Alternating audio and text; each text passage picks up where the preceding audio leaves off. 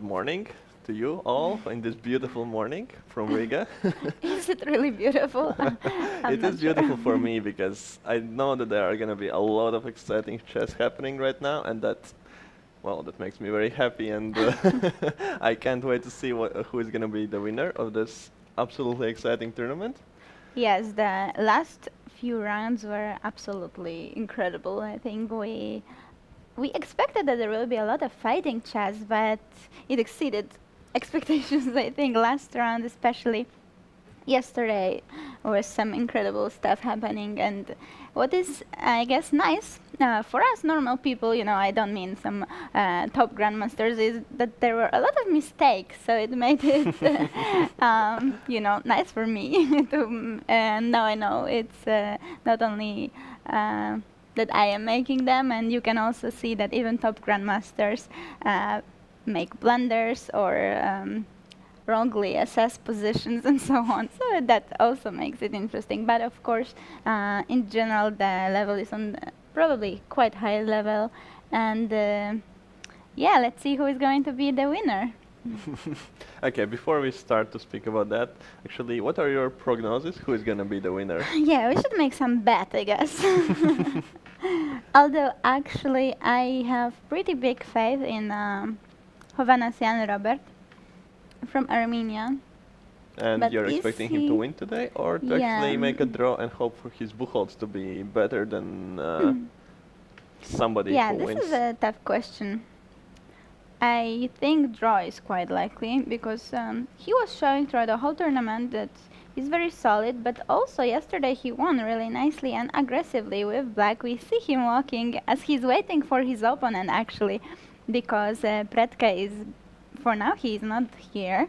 As we know, it's not easy to be in time for the morning game. Yeah, and today is an extra factor because it's the last round, and most of the people after open tournaments they are leaving in the same evening, and that automatically means that they You have have to pack your yes, bag. you have to check out from hotel just before your game, and how it often happens with me and I, well, just and also I know with a lot of other players that they realize this factor because they were living in this room for 1 week or more, and then they realize the factor. Oh, I actually have to go somewhere, and that happens in the morning or very late in the evening. And Yeah, they usually realize it like 5 minutes before they should leave for the game or something. Yeah, but this is such a very human factor. Why to be late for the game? Okay, but let's get back to who am I actually thinking is going to win the tournament? While Anna is thinking, just to update you, we have one player with 7 points. That's Robert Yeah, Hovhannisyan. he's the sole leader.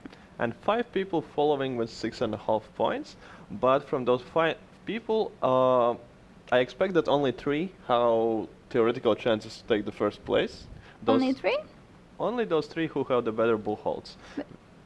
No, there are 4, I guess. Yeah, 4 all in all are candidates for the first place, but from 6.5 3. people, Because people. Esipienko is also on 6.5, but okay, his Buchholz is too low. So most likely theoretical chances still have Predke, who has the best Buchholz in tournament so far, but it's only half a point difference between other people, so it's not that serious gap, and it can change any moment. 1 point actually. He has 33, and Petrosyan and Kovalenko have 32. Yeah, half a point with Robert. Yeah. So, and yes, and as Anna just said, the other 2 people are Petrosyan Manuel and Kovalenko Igor, who both have actually identical tiebreaks.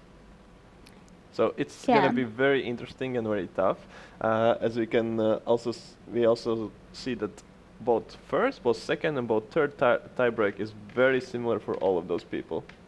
Yes, so to sum up, Hovhannisyan, Predke, Petrosyan and Kovalenko are most likely the only people who can win the event today. So 4 players. Meshkov's Esipienko with lower tiebreak most likely can't do it, even if they win.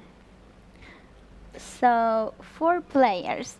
Who guys do you think is going to be the winner? You can comment. You can comment on Chess24. You can comment on the Riga Technical University Open fan page on Facebook. You can even comment on my fan page on Facebook. Who is going to win? This is really interesting. This is really also tough because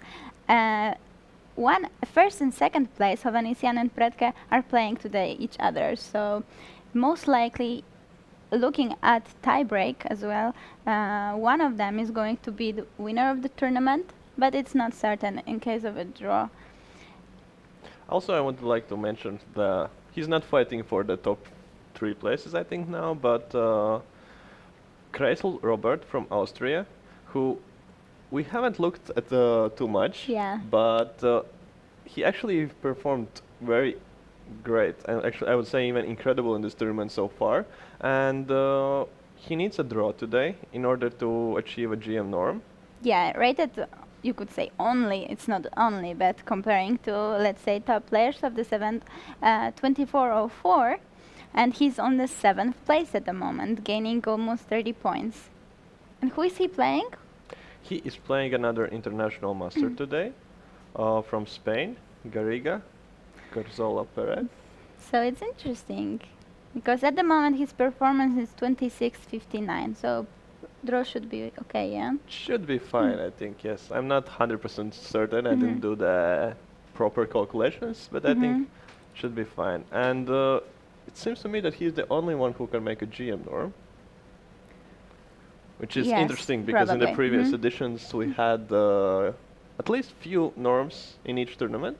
And this year he is the only one going for GM norm, but there are a lot of people who are fighting for IM norms right Exactly, a lot of people fighting for IM norms. As we know, also some girls are fighting for their VGM norms, so which is obviously more important than a GM norm.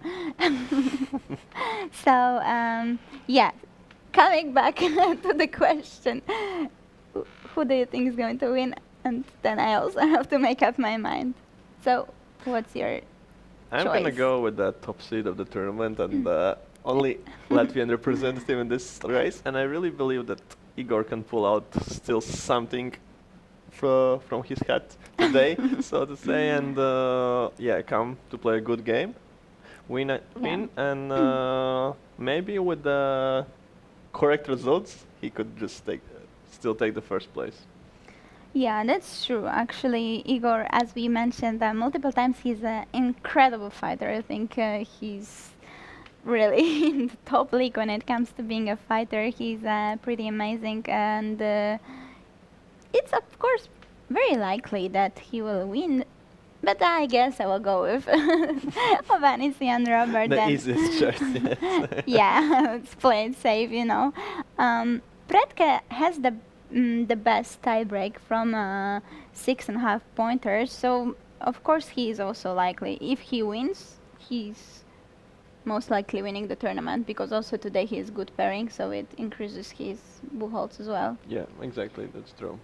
So I guess, yeah, Predke, Hovhannisyan, but I guess I will go with Hovhannisyan from Armenia. I really liked his chess in this tournament. He visited 2 times in the studio, and such a nice guy as well, you know, and I wish him the best. Let's see how it goes for him. And yeah, it's really interesting. Yeah. In the meantime, his opponent Predke appeared by the board, so maybe he has packed his bag. And d4 was played. We still don't have a few moves, but we can see on the chessboard in the camera that they have played already multiple moves. In the meantime, on the second board, Esipienko Kovalenko, so Kovalenko as Tom's choice for the winner of the tournament, with black. I already know that we are gonna have a lot of fun with this game, seeing it after just a couple of minutes. I mean, this is something absolutely unusual standing there on the board. It's some sort of mix between Dutch defense and some b6 stuff, and I don't even know what else. Yeah, just Yeah, let's see maybe move by move what happened there to understand the development of this game. so this still looked normal, and you could think about a lot of openings that can happen. I mean, King's Indian, Greenfeld, Benoni as well. So g3, bishop g7, bishop g2, castle, castle. This Yeah, is totally, just absolute standard stuff. yeah. And then b6 was played, Okay, that's already very interesting. which is, yeah, Going for some double fianchetto. not being afraid of the bishop on g2 at all. c4, bishop b7. I'm This is very interesting. very confident that Igor knows this position and knows it very good because, well, he has mentioned actually to me when speaking about some lines. So it's not giving away any secrets that we speak about, and we speak also about some opening stuff. So yeah, I know that he knows what he's doing, and it's not like he's just playing something bad just in order to fight. Confuse the opponent, or Yeah, but yeah. he's actually playing something, trying to confuse, but actually something decent. Yeah, so bishop b7, d5 was played, so white is trying to... Close up the center, and how the space advantage, trying to punish black for playing so carelessly, you could even say, in the center. Well, the thing is, usually when you are playing with... when you are playing chess at all, at some point you have to move some pawn towards the center, like on d5, e5, or c5, to fight for it. And here black hasn't done it, so white is trying to move forward. But let's see how this develops. Knight e4, queen c2, f5. So he pushed pawn towards the center, but pawn f. Very interesting position. However, Igor spent some time. Yeah, he did. He is probably just trying to remember all the nuances, because it's not easy in such position to really know exactly what is the precise move, like trying to remember it. Because I guess you more analyze ideas, and then depending on what your opponent chooses to play, then you adjust exact move order and plan. Yeah, something of that sort. Listen to that. Toms Kantans agreed with me. This doesn't happen every day. Doesn't it? Okay, let's take a look on the board number 1 when we had some developments. So of course, this is, I guess, the board when we have to keep an eye on till it will finish, because as we said, most likely one of these guys is going to be winner of the tournament. d4, d5, c4, c6. And I think we can already assume that white is trying to get some game, not just secure top 3 spot in the tournament, but he's fighting for a win. Because in case he would have wanted to secure a draw, he would have taken CD at some point already. Yeah, but that's a strange thing to play, even if you want to draw. But obviously with white, you are not trying to make a draw, especially when there is a player who is half a point ahead. You are trying to fight for at least to see if you can win or not. But yeah, definitely he is in aggressive mood as bishop g4, h3, bishop h5, g4, bishop g6, queen b3. So now black has to choose if to play some more passive defense of the b pawn, or actually to go just queen b6. Okay, he didn't do... No, he went queen b6 already, just so we have okay, it. he went already queen b6, yes. Queen Knight b6. c3 and e6. Yeah, knight c3, e6. But this is more or less standard, no? It is, except for the fact that there's g4 played and bishop is on g6. This is not something that you see in these positions that often. Okay, my memory is pretty bad, but I think it's also Oh, of course, standard all with of these this. lines are very theoretical, and I think I can safely say that both of our knowledge here isn't that deep. Yeah, neither of us plays d4 or answers d4 with d5, so that's a problem. And yeah, those are very popular lines, of course, played already for 100 years, as we spoke with Normans once here. And Predke went knight e5. So this After is gonna e6, yeah? yeah, after e6 he went knight e5 and stood up, went for a walk. So, this is gonna be interesting. I mean, now there is ideas to come with f4 to expand in that way on the king side to cause some problems for the bishop on g6. In cases when f4, f5 is already a threat, d5 pawn will also be a worry for black. And in addition to that, we have ideas simply to play c5 with white, trying to, well, actually forcing black to choose either to exchange on b3 and to play this endgame, which is maybe slightly worse, in case black doesn't manage to break in the center with e5, which I think they want. Or just to retreat to c7 and already be a little more passive because of the space advantage for white. Yeah, I guess this is moment for Robert to decide a little bit on his strategy in this position. Maybe, yeah, how to play it best. Who knows, actually, if c5 is possible for black? c5. But That looks a little risky with all my pieces yeah, already being that active. I agree, but I'm just afraid that you push c5 and close everything, and black will be kind of stuck. This is something that they're always ready for when they play these lines with c6, e6, d5, and queen to b6. This is just like that. You have to be ready to play that if you play this opening, I think. Yeah, that's, I guess I'm not playing it because I would be scared that it's just going to slowly squish me there. So let's see board number 3. Since we have possible winner here as well. Petrosian, quite young as well, and Meshkovs. Yes, I'm fairly sure that Nikita is just looking for a solid game today, just to finish, well, actually quite a great tournament so far. He's Yeah, gaining a really lot of well. rating, all the time playing on the top. Okay, he maybe missed his chance yesterday to fight for the first place by not winning his game where he, well, where he was very close to winning already. So today I think he's looking forward just to finish this tournament, and draw probably gives him a very good place. I don't know if top 3 place, but definitely in top 6, I think. Yeah, so what is happening on the board?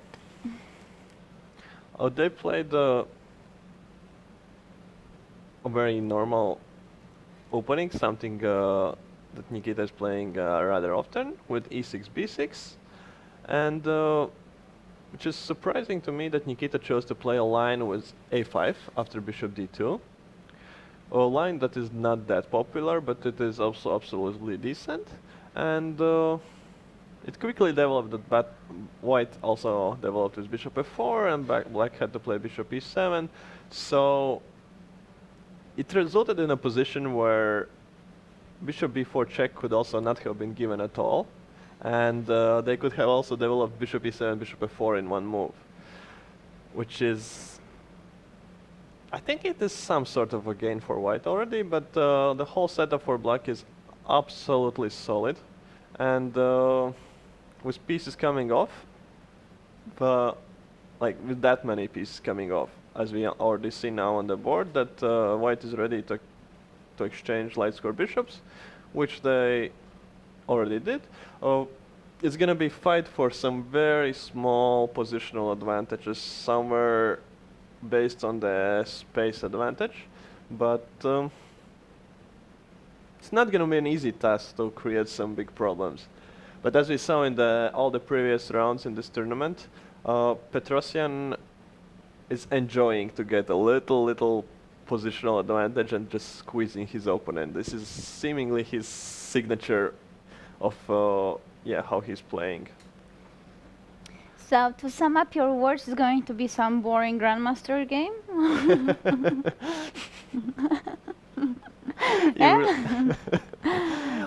I wouldn't say boring. I would say maybe instructive. Maybe just something that you can learn from a lot and use it for like your own knowledge later on. But That's a really diplomatic way to say boring.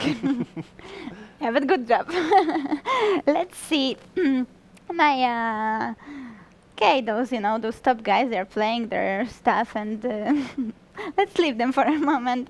Let's see Vaishali, top girl, as for now in the tournament, how she's playing and trying to score her IM or VGM norm. So actually, she's not the top girl in the tournament. yeah, so she. There So are two girls with 5 points, and she's only on 4.5. oh wow, so apologies to them because we have missed them yesterday. So Yeah, we there's have. another Indian girl, Priyanka Notaki, who is So, and she was playing in the first round with Igor Kovalenko, actually, right? Oh, On the yes, first board, so- yeah. and since that she hasn't lost a single game. Wow. So, only, and only losses another. against top seed of the tournament. That's really interesting. And Yeah. the win today, Gives maybe her. even a draw today gives her a VGM norm. That's actually her performance rating at the moment is 2397, so it's only 3 points. It's so little to have a performance which is needed for a VGM norm, and she's playing with 2606. A Latvian player, Arturs Bernotis. But I think draw is not enough. It will not give her 3 points. I think.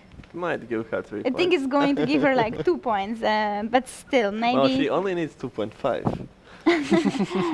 maybe even a draw is enough. She's playing with Arturs Bernotas, Latvian player, last year's Latvian champion, who is going to have his debut this year at the Olympiad. So interesting, yeah. And she's actually only she's under 16, so very young.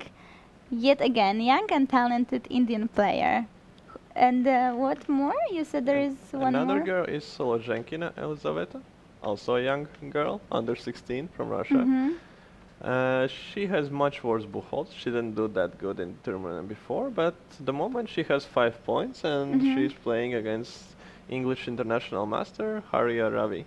So it's likely that these two girls will be actually the winner in the women's category.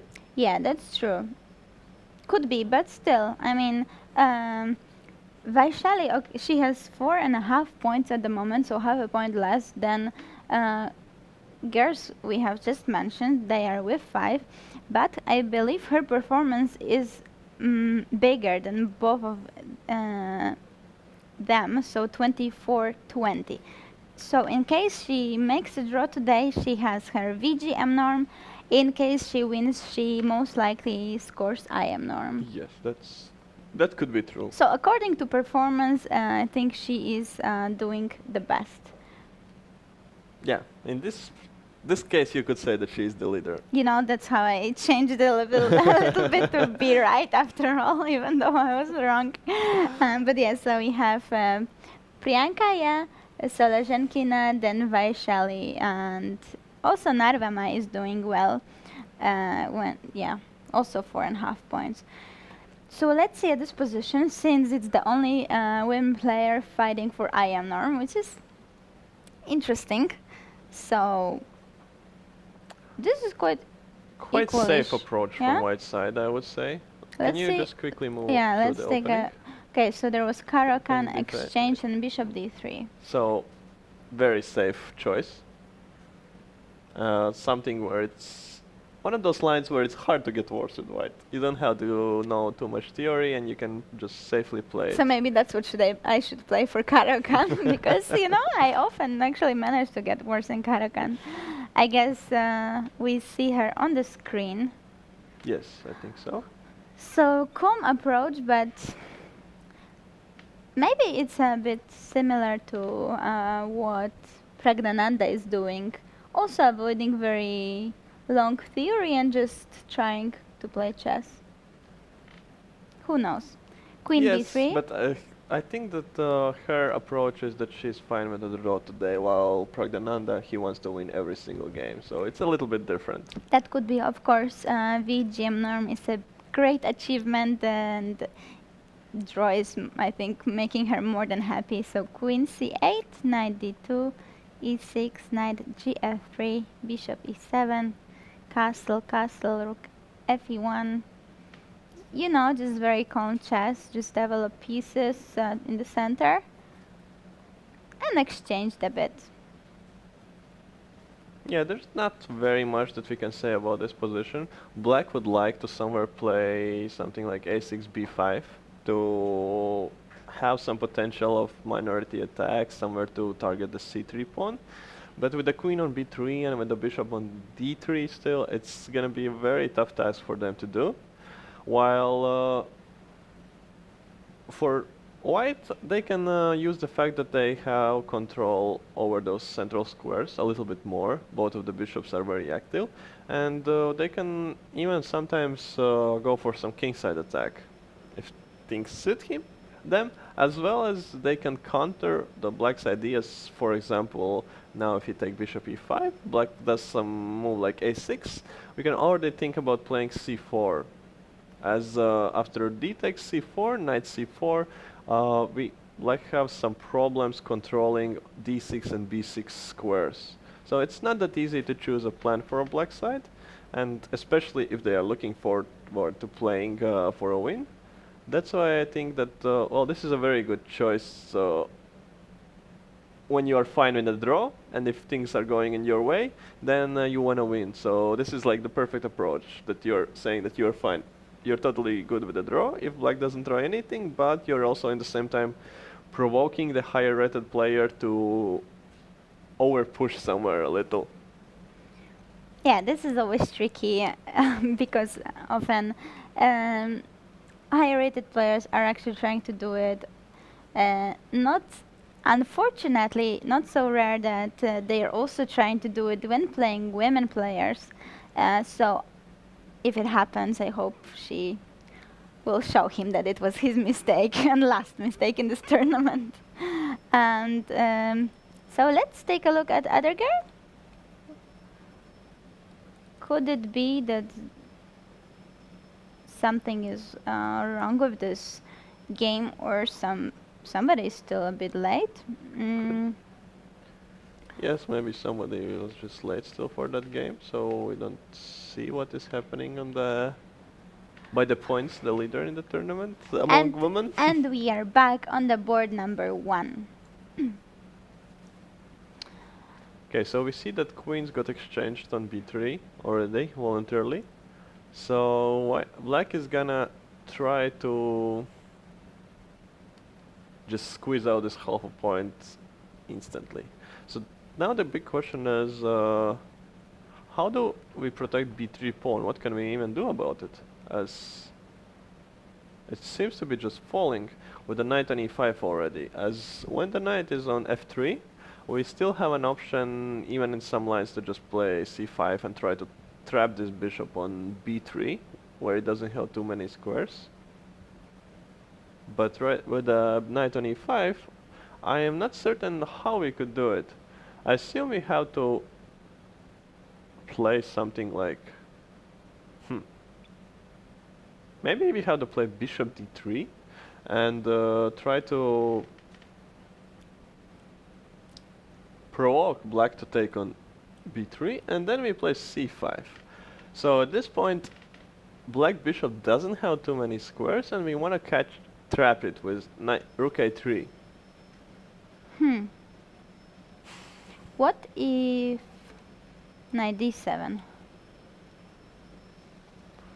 Okay, this is definitely a possibility. And now I have to choose if I'm taking on d7 or I'm playing f4 first. The knight, queen here. Yes, and here knight Anyway, c3. no, but I can take here. Oh, you can do that even. Okay. I told you I'm going to help you. Well, right now you made my line look foolish, so it's not too much of a help. But okay. We're trying to reach the perfect game, so it's... It is for Thank me, you, actually. yeah. So Okay. this is good because at least rook is already on A line. We see that he started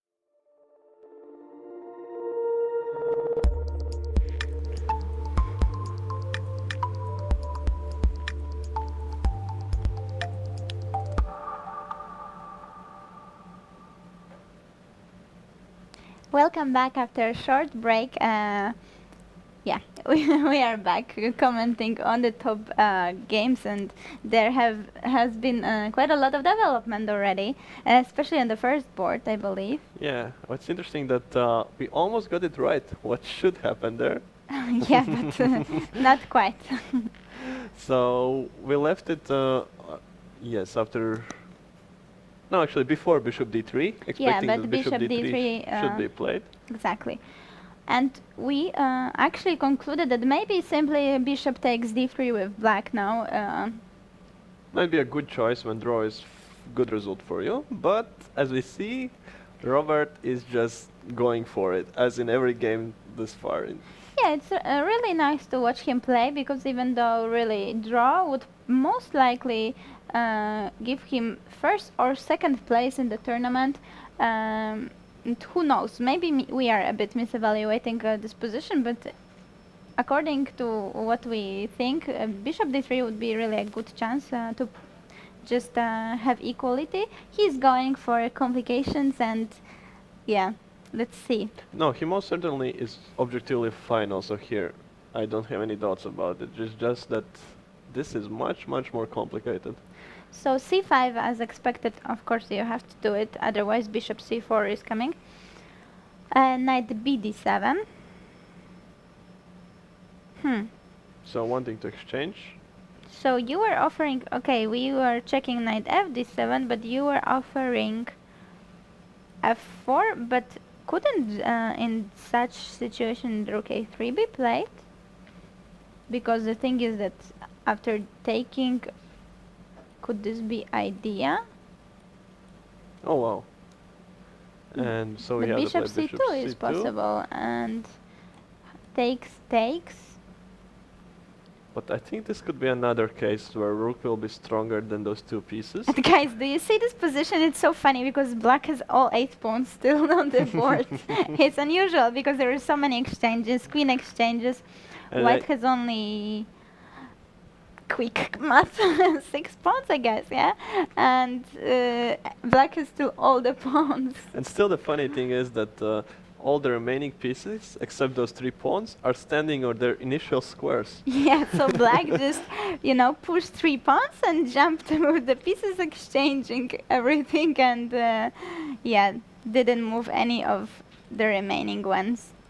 This is a actually quite funny position, and here black could be actually fine, right? With I think not only fine, he could be doing great. because he has 2 pawns and a rook, and as we know in the end game, rook with pawns is often better than 2 pieces. 2 pieces are considered to be better in the middle game when there is often attack, but when in the end game we know that passed pawns are already played for, and it's a big strength, so rook and pawns are often just better. So here, Yeah, even rook with 1 pawn can be better than 2 pieces often, and here there are 2 pawns, and in addition to that, white has a doubled e pawn.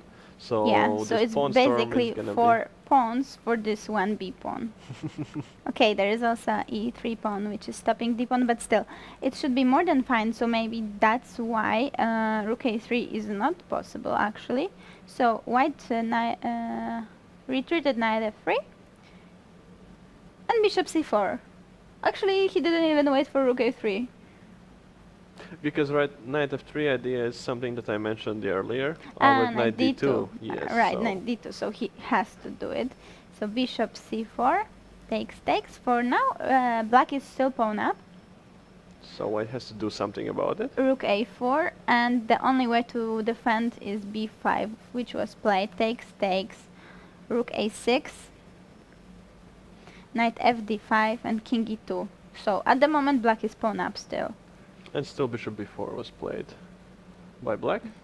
So it looks like a healthy pawn even. Could it be? I don't know if it's a healthy pawn. I mean, I have to disagree with you, obviously, but Well, of course you'll always be tied down to defense of a7. But the But only way also- how to get it back is by exchanging a lot. I mean, I have a very silly idea, which is definitely not correct. But let's see, I mean. That's in the spirit of knight b8 yesterday. Yeah, knight b8, guys. If you haven't seen knight b8 by Predka in a game, Meshkov's Predka, you should find this move right now. Just go back to the round number 8. It's a move of the tournament for me. It's move of my life, I would say. Yeah, I also suggest just getting scrolling back in the yesterday's broadcast and finding out this moment of how excited Anna was about it. It's really worth seeing.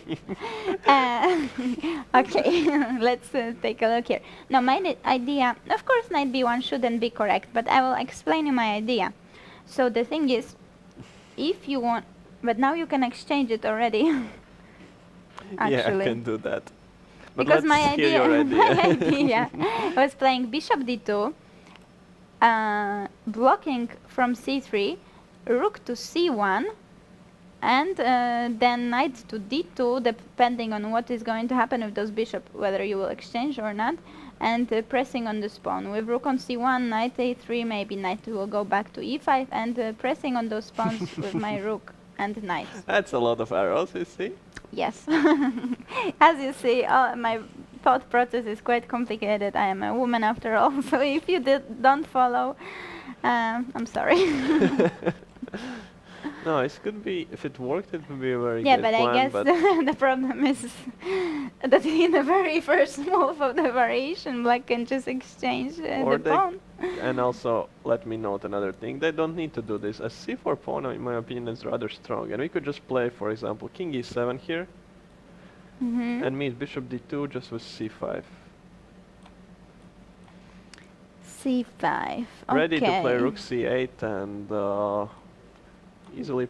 and rook hc8. Yeah, and if it exchanges, then black is also defending the pawn. And also c3 was possible, so probably this is, as I said, it doesn't work. So what else could be done about, I mean, white is pawn down, so he has to come up with something. I assume that bishop d2 and rook a1 is the most natural plan. Just the question is, do black have knight c7 and a5? But actually, you know what, so maybe, okay, for now this is hanging. Yes, Bishop d2, that is probably logical. Next move we want rook a1, so if we want to play knight c7 we have to do it now, so let's try. But another thing is, what if he takes? I take with the bishop. Oh, with the bishop.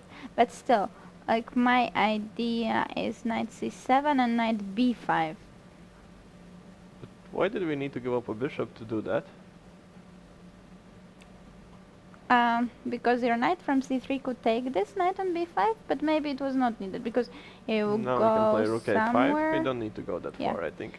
here and bishop b4. And this bishop might be a bit... But on the other hand, I have knight d5, bishop... This looks quite great for Yeah, this white bishop is already. too strong, so... c4 pawn is a little Yeah. weakish. Okay, but I have c3 there. Probably. But yeah, giving up this bishop doesn't look good. So knight c7. Knight c7, so this is your move. Now you have to go quite far back. So yeah, here Probably this is something and you have to do. a5, so probably... Maybe let's not rush with a5. We'll play a5 when it's needed. So maybe f6.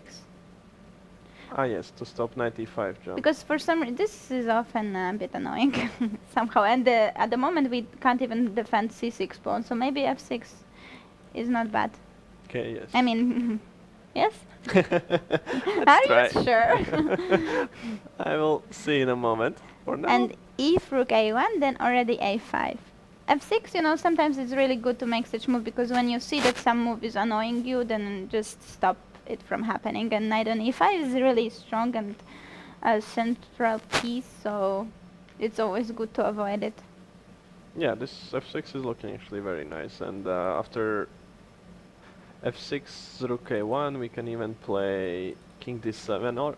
Sorry, we had a5? No. We No, can't play. sorry, no, a5 No, now. a5 has to be played, yeah. And now after some move like knight e4, Can just play king d e7, maybe, not to be under knight c5 check. Yeah, and the good news is that this rook is pretty well protected by two knights and another rook. So and doesn't feel like white can do something. So I think this is also another way. But if knight c4, knight e5 straight away to attack this pawn, because at the moment, for example, rook c8 is not really possible. Pawn a7 is hanging, but this is a problem. But is it really? Okay, let's Actually. take it. With The bishop, I assume, of the bishop? to Okay. get some more time due to check on c3. So I guess we need to take it. Knight c3 check. And now where to go with the king? King d2. f3, probably. Okay. I don't like king d2 because it just gives another tempi by knight e4. Yeah, but because I wanted to go like here. But I would But just it take doesn't. another pawn. That's true. So If you're playing for a win, you need to keep at least some of them so on the king board. f3 probably. But now white already okay. At the moment we are 2 pawns down, but bishop a3 is coming, then rook to c1. Both of those pawns and actually pawn on a7 is also weak, and at the moment black's pieces are Okay, so let's try to solve it by playing f6 straight away. Well, so f6. That's definitely a good move. and king d7. King d7. Trying to get as much time as possible. So as you see, playing active is usually a solution. And now the problem is if we take this pawn, we are very pinned. Maybe you're in time to unpin with bishop d2, rook a1. So, as a knight on b6 is also hanging. Let's say rook hb8. Mm-hmm. Or what about king c7? That's might be working, but I dropped it So because there- of some checks, but maybe they are not there. So there are, let's say both of those moves are possible. So rook hb8 and rook b7 or king c7, king b7. So now bishop d2, right? Yes, and now we should count actually, but we are not gonna do that, so let's just play knight b5. And the problem is that this is exchange. So So white on- has to defend the knight. And now black has to come up with something This clever. is very strange position. Maybe no c3. This is just c3 strange. makes probably, although c3 because bishop e1, Yes, but we don't need to do c2, that. We can just take Well, on the idea b5. That take- was king and c1. So I managed to queen already today. that's This good. is- But let's go this to is moves back, something. and after c3, let's take on b5. As b5 take straight away. Yeah. And And after- unfortunately we are going to lose this pawn. King e2 is going to come back. So c3 is of course not what we need in this position. But maybe we can take knight takes a7. Taking. rook Really? yes, and now king c6. This is strange. I want to get rid of all 4 rooks and win the endgame with a knight against the bad bishop. I told you that this king should be on c2. This looks absolutely safe for black, at least for Yeah, me. with such a pawn and active king. So yeah, Yeah, now I'm looking that Robert is in great shape to win this tournament. Really, just he's playing. You know, he is. This is, I think, this very big skill that you are playing safe, but still for a win. So you are not making weaknesses or going all in, but you are just playing solid and pushing. yeah, not choosing to play maybe a little more unpleasant position, but with equal material. But if opponent sacrifices it, okay, you take it and you make him actually work for it. And to prove what was the sacrifice for. Yeah, And we see Pretka is now thinking. deep thought. For him also the hard decision is that most likely any moment while the position is still imbalanced, if he offers draw, his opponent will accept it.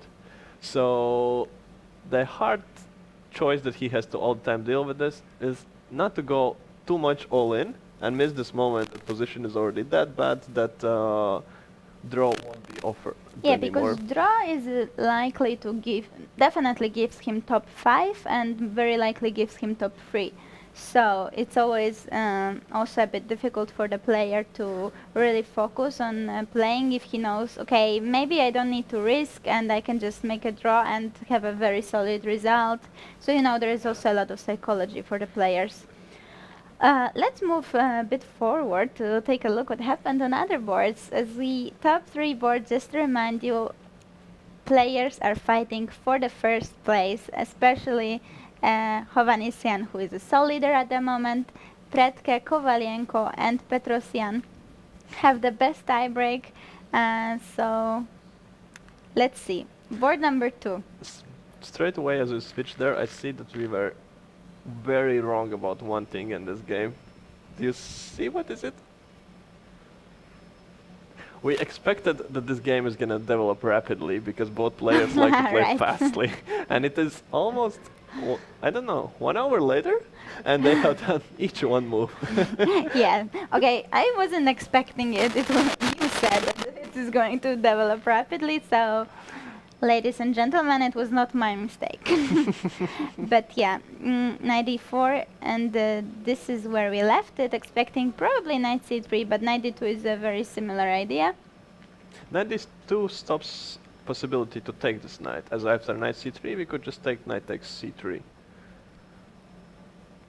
And after bishop b7 we could just take on d1. and bishop a6. Oh, you could do that.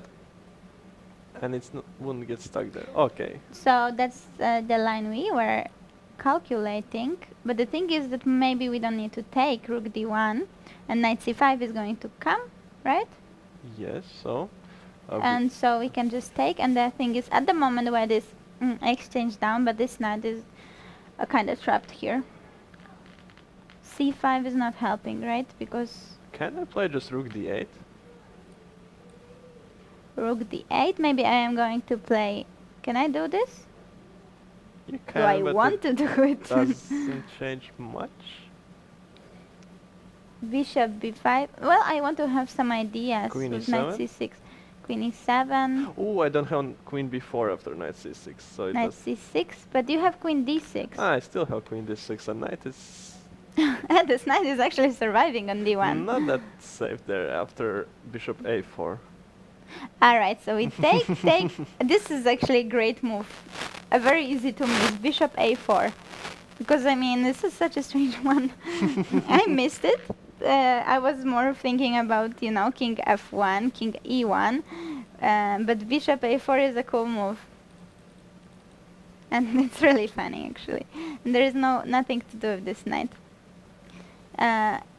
Also, we could take it before, okay. and you didn't need to play queen e7. There was definitely queen f7. But then let's see. Then there's just rook d1, so my tactics don't work anymore. And what was working here? If I... Queen d7. And you cannot stop e5 or c5. Can't? Or you can do. I'm not attacking this knight. Oh, that's not too good. Yes, It's a okay. surprise. So let's see. Anyway, what happened in the game? Simply knight d2, knight d6, and white is thinking at the moment. So, and he has already used half of his time for today. So Igor chose not to play knight c5. He wanted to have more pieces on the board. Maybe still having some idea of knight b4, or at least, his opponent has to consider it. Maybe knight b4, like c5, knight b4, knight c6, or something like that. But it's also understandable that he wants to keep more pieces on the board, as his pawn structure, I would say, is more pleasant than black's. He is ready to play e5, e4, f4. Than white's. Than white's, yes. And on this, in the same time, whites are not ready to do anything. They would like to maybe put f4 and knight on e5, but they can never do that in time. So they exchanged, and now we have interesting situation that there are no bishops anymore, and each side has 2 knights still, and a lot of pawns. So yeah, let's see how it develops. White is for now thinking what to do, and let's take a look at board number 3.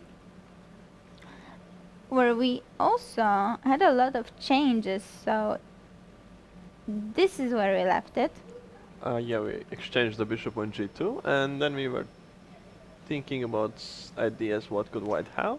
But actually, yeah, black played knight f6, so he didn't follow your advice of trying to play Yes, he played f5. it But more solid. who knows? Maybe this was interesting. So knight f6 was played, knight d2, bishop to exchange, and knight d7. No, but this is actually where we saw yeah, it. exactly, after exchange on g2. Yeah. We see players on the screen, Petrosian, Meshkovs. So Petrosian came up with a very clever plan to transform his bad knight from d2 to a good square on c3. Yeah, definitely it was a good maneuver. And Nikita was just playing for the plan which I mentioned of breaking e5 with a bishop on f6, and So he played rook e8, bishop f6, and e5. Straightforward, but why not? so we are Taking. reaching very classical structure in case and classical position in case bishops get exchanged. White has this very strong d5 square and b5 square for the knight, while black has very strong squares on b4, c5, e5, and the position is very balanced in my opinion. What do you think? Such a hard questions from the morning. I mean, yeah, I agree. Of course, none of the sides has some big weaknesses, and Nikita actually played knight c5 here, yeah, knight c5 was played. so he is saying that he's gonna take with a bishop on e5. Interestingly, White has spent very little time. Still, he's playing quite quickly, so it feels like he's confident about himself or about this position.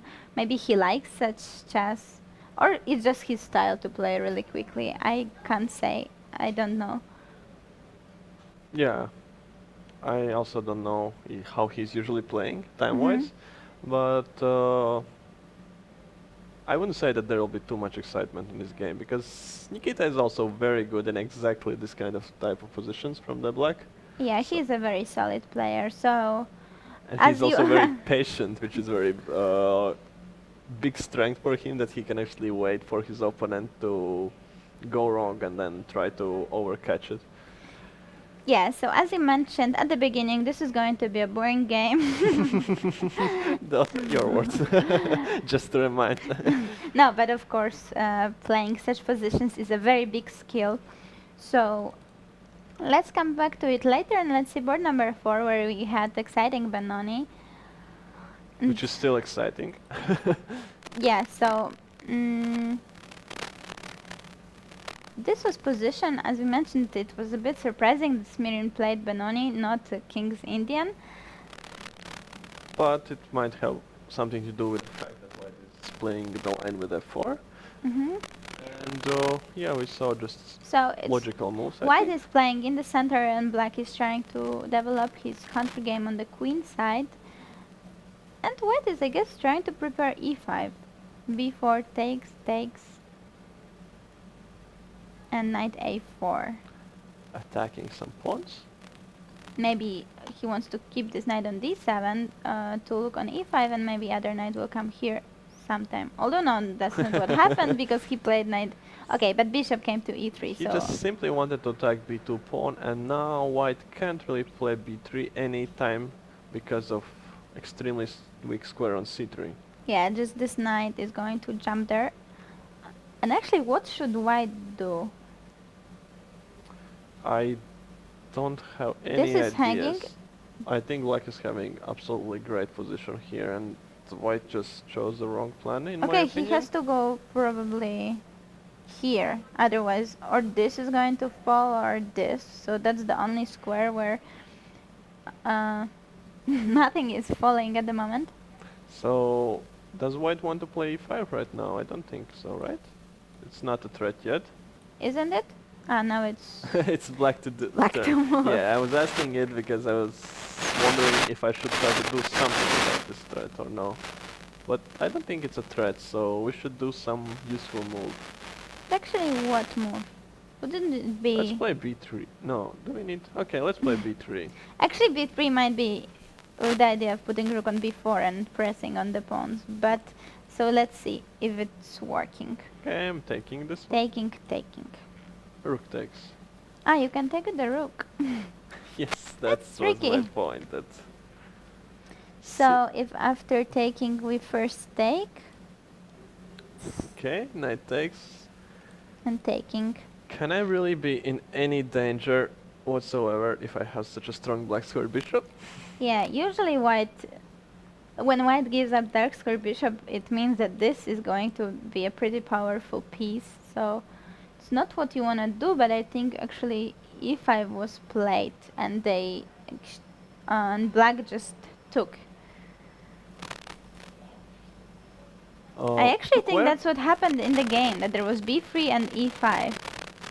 b3, yes, b3 is, and did you see e5 on camera? I believe that's what I saw, that there was e5 and taking. But let's move to my favorite, so female players. And yeah, some of you, one of you wrote on the chat if we knew that Vaishali is sister of Pragnananda, and actually, no, we didn't know that, and thank you very much for explaining this to us. So she's having a really great tournament. As we mentioned, fighting for a VGM or even IM norm, playing really nice in this event. We checked a few of her games, and I think she's playing really interesting, and even this game shows that not necessarily female, like women players usually, because she's just playing here quite calmly and solidly. So yeah, I am especially cheering for her.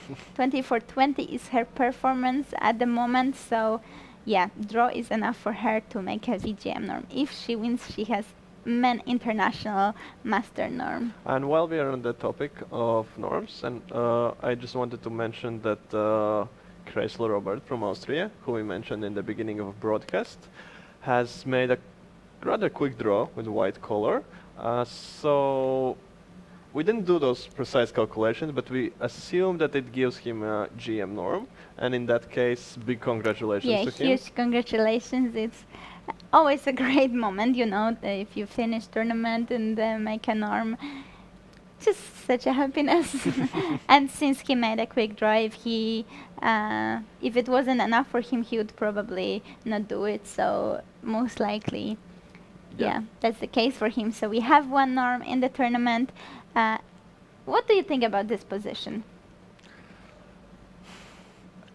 So white chose to play a5. This is curious for me. From one side, they are fixing a pawn on a6 in case of some potential breaks, that it will be weak. But on the other side, it gives an option for black to break open. Yeah, but a6 pawn is going to be really weak. I guess that's what she is counting for. Because, for example, even in this position, isn't it possible to play rook a4? If you break, then if you take off the knight, I can take. If you take off the rook, then I play queen a2, I guess. And after queen b8? Queen b8. You are going to play bishop a6, aren't you? But then rook b2. Oh, those tactics don't work in my favor.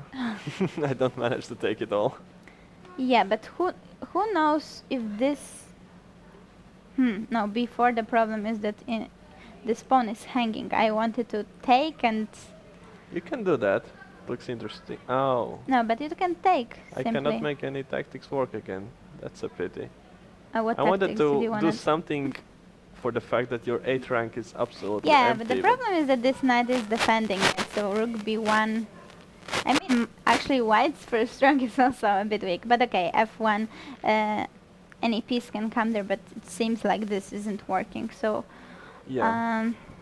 Yeah, definitely she has to take under consideration that b5 or just b6 may come, so she played already queen a3. My point about this decision being very responsible is because if we exchange A and B pawns, it is something that black is usually trying to reach. Supposedly not much, but practically they have what to play for. While white is just have to stand passively in defense with without a single active plan. But you know what? Maybe that's her plan is with rook on a3, this pawn is protected. So in case of exchanges, b4 is possible. And after b4, I thought that she can try to put knight on c5, but then this pawn is hanging. So actually, maybe black can just play something like rook c6. No, this is already not. Oh yeah, actually, I like this position with the queens gone. For black? For white, like better than with queens on the board. We can even play more like rook a1 now. You know where I want to put my knight? I want to put it here. So then, if you open b line, it's you know, it's not dangerous at all for white, and also knight is totally fixing it because a6 pawn would be super weak. Yeah, but But I it's a don't bit think too it's long. happening. So maybe let's do a rook a1, and potentially that could be a plan if we manage This rook to here, Yes. but now, rook c8. And now I want to play rook b3. Yes. And something like this is quite passive for black, isn't Yeah, and it? I could even put my rook on b4 where it's standing very nicely. I can have some ideas of rook a3, rook b3 even. Yeah. Some funny stuff. And if black tries to play with e5, they are left with a very weak isolated pawn. Yeah, so this seems like it's too passive for black. Queen a3 is very cool move. I like It's it. a hard decision if black should exchange queens or not. Should he just play queen c6? Yeah, I think it might be smart to keep queens on the board somehow. Maybe queen c7, not queen c6, which is better. Oh, Queen c7. I don't know, queen c6 somehow protecting the pawn in case, for example, queen c6, and you might already be thinking about b5 or b6 because taking rook b6 and bishop a6, then there is rook a8, something like that. it would work also with queen on c7, just a note. But That's true, actually. maybe, yeah, that is. So yeah, let's see how this develops. And another game which we could check. Maybe let's see how is Pragnananda doing. Who is not having that great tournament after yesterday's loss? Yeah. He has already played in Czech, as he very kindly told us. He's a really, really nice boy, I think. Very optimistic, even when the tournament is not going that great for him. But today it also looks a bit suspicious. But he is how many pawns up? 2 pawns up, yeah? And an exchange. Ah, exchange and 2 pawns. Let's But see. white has sacrificed an exchange for domination on light squares. Yeah, this is some Paulsen, okay? Sicilian Paulsen with c4. Paulsen or Khan. Knight f6, knight c3. I think isn't that a hedgehog system? Well, I guess after after c4, then black is playing hedgehog with b6 and f4. So f4 Is the most aggressive line, approach. Yeah. Yeah, let's see. d6, castle, bishop b7, f5. So Oh wow. White was not afraid of a young talent. We see players on the screen. This is a very aggressive f5 straight away. Okay, let's. Yeah, going for it.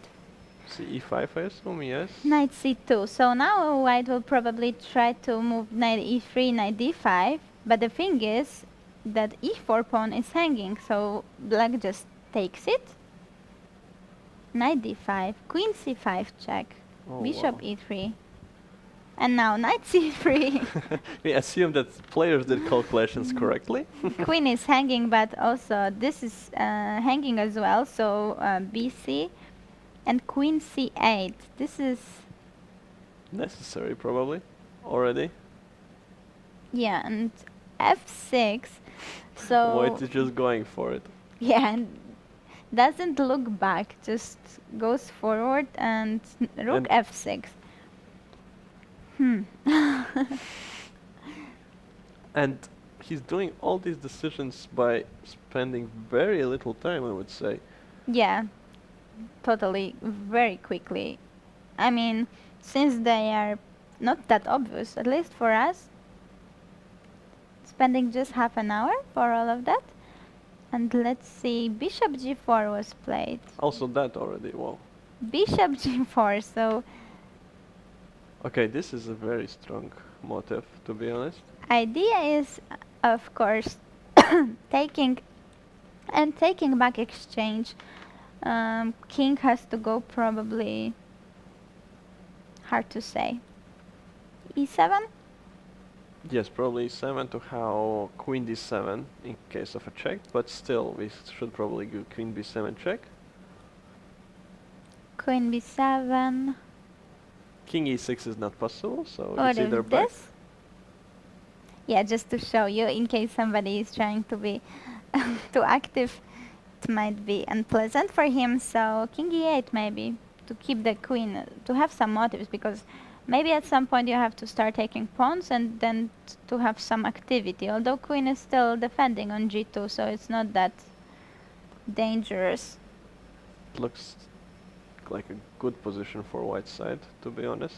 Yeah, but in the game because after bishop g4, what can you really do if you, let's say, Queen d8 is meant by... Ah, no, there's Queen no d8. bishop b6. Ah, okay. queen c6, that's So queen g4 was the only move, really. that's really yes. unpleasant. So queen g4 play. Unpleasant, that's a good word for that position.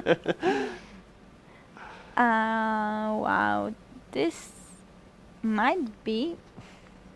Could it be that white is with such a crazy aggressive approach and it's just working here? Let's put queen a8, king e7, and actually this queen b7 check was absolutely unnecessary, and we should just play can bishop take, b6, yeah. as we threaten the same motive of queen d8 now. Oh wow, yes, queen d8 is a big threat. Actually, bishop d8 also. I mean, in case, let's say, rook g8 is To bishop. protect the queen on g4. And yes. The thing is that this is mate now. It's Yeah, but not we even have taking a queen. King d7 after... Yeah, of course, king d7. And now question is, But does wait, rook b1 mate or wait, no? wait, but isn't this better? Here, here, and Okay, and a king e8.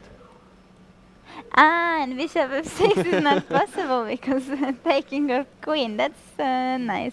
But still, queen a8 now might... Ah, and the king d7 reached the same yeah. position, approximately the same. So if bishop d8, king d7, yeah? And what about rook b1? Yes, this was my question. But I believe there should be a way already to survive this one. Let's say Seriously? queen c4. Queen c4 might be a good move because it's in case of rook b7, king e6, there isn't queen c8. Move like bishop d8, unless it's winning by force, I think it's very anti-positional for white side. And what about if we play immediately? No, rook b8, rook b1. What about playing queen d8 ideas? Okay, queen d8, forcing. So, Rook f1.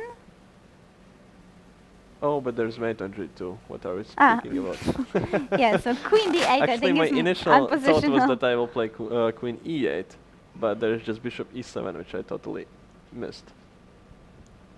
Yeah, so if now rook f1 just, But in the game, neither of this happened. White didn't take with the bishop. They Yeah. gave check, and black did retreat with the queen. queen and taking pawn. So at the moment, black is one pawn up, but I believe white has quite a good compensation for that. I would go even as far as to say that white has a clear advantage. Yeah, a6 is most likely also falling, and blacking is very weak. And black bishop as well. Yeah, and even ideas like c5 are possible to open it. Yeah, a lot Maybe of rook stuff is happening. d1 first and c5. It's Or just queen a6, rook b1. black is in a Doing it big as danger. simple as possible. But actually, it's really nice that Pragnananda is here and his sister Vaishali. And even if he's not doing that great, she's having really good tournaments. So it's maybe like, to cheer him up a bit. To be proud of sister for hopefully finishing a tournament with a norm. Yeah. Let's see. Let's return for first boards at least for a What moment. about other player who is fighting for norm from Latvia? Erik Smierinc. Oh yes, with the win he still can get a norm. That's true. What is his performance at the moment? It was a little above 2400, so with a win it might be enough to get a norm. Yes, it could be, although we are not sure, but most likely it will be enough. He had a really good tournament. Yesterday he lost with second number of the tournament, Bluebaum Matthias, so We can't blame him for that. yeah, 26-40 basically player. So maybe let's take a just quick look at the position without to this analysis. How is he doing? We have some Sicilian, actually it was neither with bishop g5, but somehow at the moment looks Looks good like for black. black has achieved a dream Yeah, because kind of neither, I would say. yeah, white gave up his bishop, so now dark square bishop of black is really great. e5 square, probably for this bishop as well, and all the black pieces are really good, so I would say that Eric will have a very hard task to actually scoring in this game. Yeah, I mean, he probably mis-evaluated something because usually when white is giving up a dark squared bishop, they are hoping to win for that d5 square. But in this position we see that after f5, black is in no way forced to play e5. So it means that the whole plan is not working, and all that this exchange did was give an incredibly powerful bishop for black. And now all the ideas are alive, just to play queen c5, to put pressure on this knight, just to double on the c file, to break even open with d5, just all looks to work for black perfectly. And unless he manages to pull out something interesting here with some bishop g4 and... No, but I don't believe. There's queen Yeah. e7 always, and I black think is we just super we solid. agree that black is just better here, and of course everyone makes mistakes, so it's not like the game is over. But at the moment, black is just better. But should we mention another factor why this game is important? It's probably not too important for most of the viewers, but in Latvian chess, you know how it is. Eriks is husband of the one of the best female players in Latvia, 9-time Latvian champion Laura Rogule. And the thing is that at the moment their life rating is basically the same, with 1 point more for Laura, right? Yes, 0.6 to be precise. So yeah, today's game, it's the last game of the tournament. So after today, in the family there will be a winner who has higher rating. So it's yeah, really funny for us to watch. We know both of them pretty well. We were also in the same team together on European Club Cup. We are in the same team for a few years already in our Riga Technical University team in Latvian championships. So let's see how this one goes. I am cheering for Laura. Of course, as women we have to stick together. Because it was never before a question. That's why it's interesting because Eric's was rated 2000 just a year or year and a half ago. Yeah, So basically there was a 200, 300 point difference between them. You know, Laura is one of the best by far women players in Latvia, and now suddenly he started to raise his rating so much and maybe overtake the leading role in the family. So I hope we don't end up in the same spot soon. actually that would be fun, because you know at the moment Toms is like much higher rated than me. Maybe I should also I hope, you know, in few tournaments we'll be having the same question that we have only 1 point difference. No, but I would be happy if you would actually manage to catch up with me. Not that it happens the other way around, That that I you catch catch up up with with you. me. Well, let's see how this goes. Let's get back to the board number 1, since, as you know, we have mentioned it multiple times, but it's just the most important game of the tournament. As sole leader, Robert Hovhannisyan is fighting for first place. Predke is trying to win probably with white pieces, but I think at the moment black is doing more than fine. Yes, and as you can see, you actually did very good, and Robert played your move. Yes, I'm really proud of myself. If you have been with us some half an hour ago or something, f6 was exactly the move I suggested, because we don't really want to allow this knight to e5. I mean, knight e5 no, attacks both pawns, which are more or less weak, and it's just a very good piece on e5. So f6, it's a great move, what to say?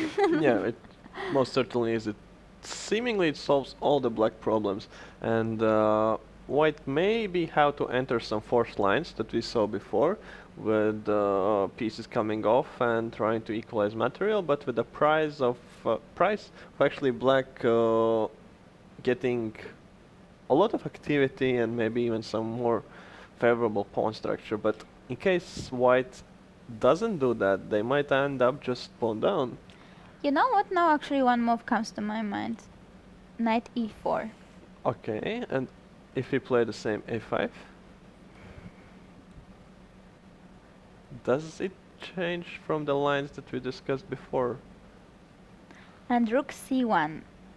Okay, so We played rook a1, which after a5 was actually totally pointless, because as we analyzed, we don't need like the rooks on a line actually don't do much. okay, I assume king e7 should be played. And king e7, because yeah, in some lines we were thinking about taking, and d6 square would be weak, but now how to try to attack this pawn? The problem is if you take on b4, you give up an a file. Yes, so I am definitely not gonna do it, and once again I am going to try a very strange move, which probably doesn't work, but I want to attack this pawn. I need to at least try to see what's happening. Is happening. I want to put my knight on d2 and just take it. So okay, bishop so e1, let me try knight to b5 now. knight b5. Something active at least. So after knight d2, you just want to play c3. Oh, depends with which knight you go to d2, of course. Ah, okay. If I go with this one, then you can c3. I can Yes. just take, and I defend it still with my knight from e4. And also I don't have knight d6 now, as knight on e4 is very nicely controlling everything. So I was thinking to play f5 now. Yeah, f5 could be the move, but I will take, And knight take, to and g3. knight g3. And yeah. So now I play knight d6. Ah, knight d6 is tricky because you're defending both of the pawns at the same time. And I think that I'm doing very good here. This bishop is not exactly how the bishop should look like. It has a potential, which is sometimes But you even know more what? important in bishops. You know what? I'm going back to e5. No, I'm going back to e5. Okay, it's probably very strange and shouldn't work because it seems like black has consolidated. Because even if the knight gets to e5, c4 is still protected, and c6 is pretty easy to defend. So Yeah, this would be an interesting option, but in game we see knight a4. So maybe that's actually better. Looks smarter. Thanks. Because, well, knight e4 was the move that we both were suggesting. Now it looks smarter because now a5 is not possible, so black actually has to make some decision with the bishop. Yes, a5 was very nicely holding this position on the queen side for black, because it kind of seemed like white doesn't have what to do, but now... Did we again jump too quickly to some conclusions about black's position? Well, we didn't say that it's winning, but well, still, even looking at the time of players, it seems like black is comfortable and white is trying to come up with something because he's 20 minutes down on the clock. But and again, black is playing really quickly and he just castles.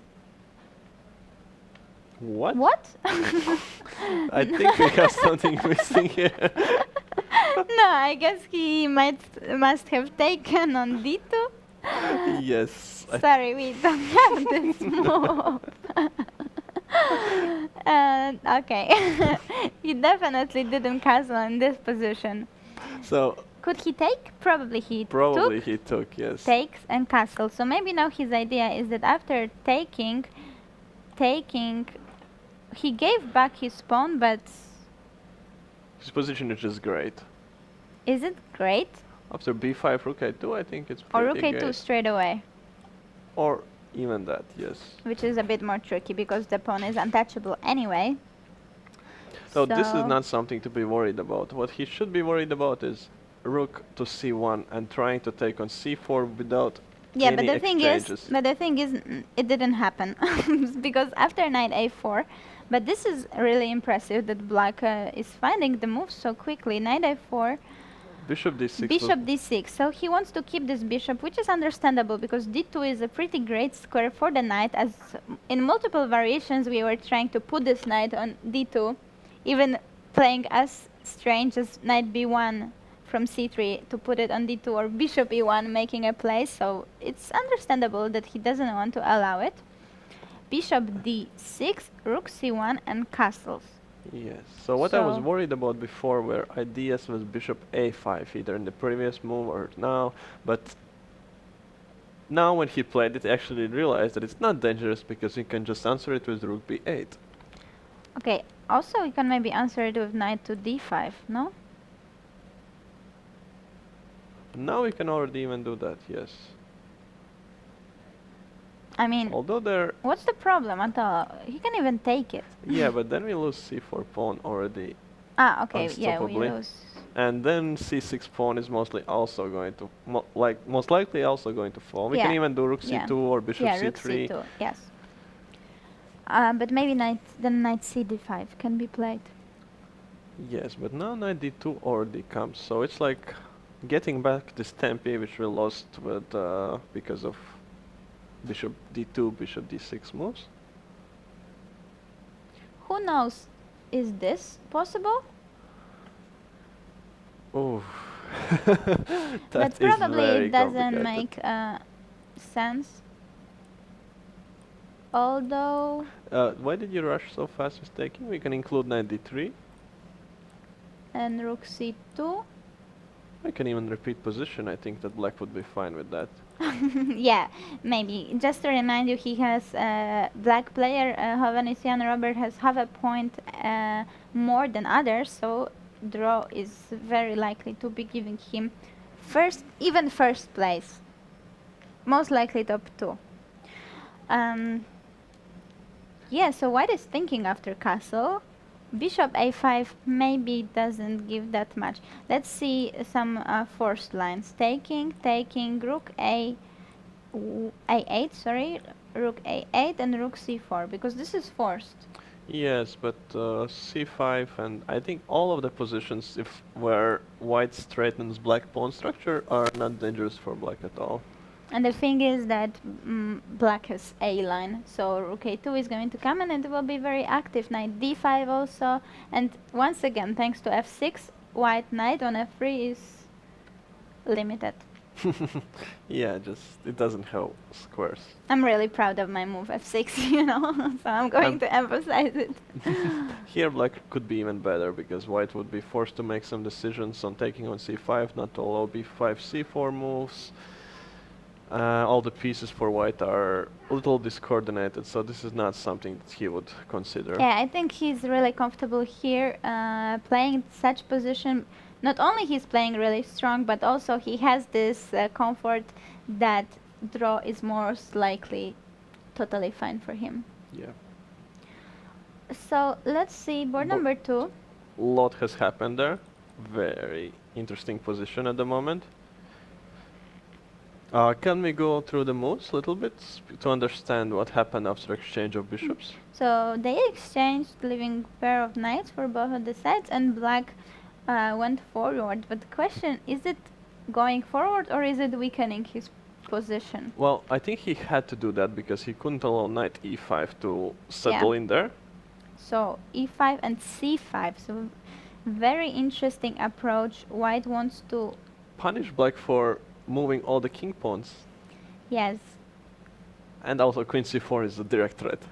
He wants to get two light squares, and it's very interesting. Knight a5 and b4. The thing is that if knight goes to e6, defending c7 pawn, then simply e5 pawn is going to be taken.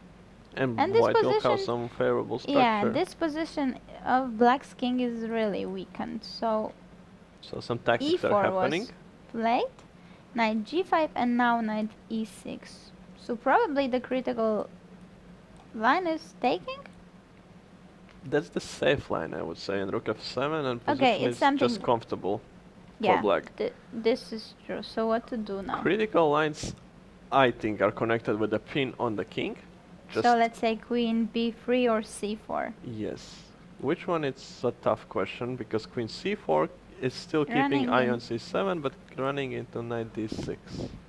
Okay, but so what should black do? Rook f6? Maybe rook f6. As all they need is one more move, h6, and then his pieces can start to untangle already. Is there any way to keep the pressure still or increase it? What about actually simply here?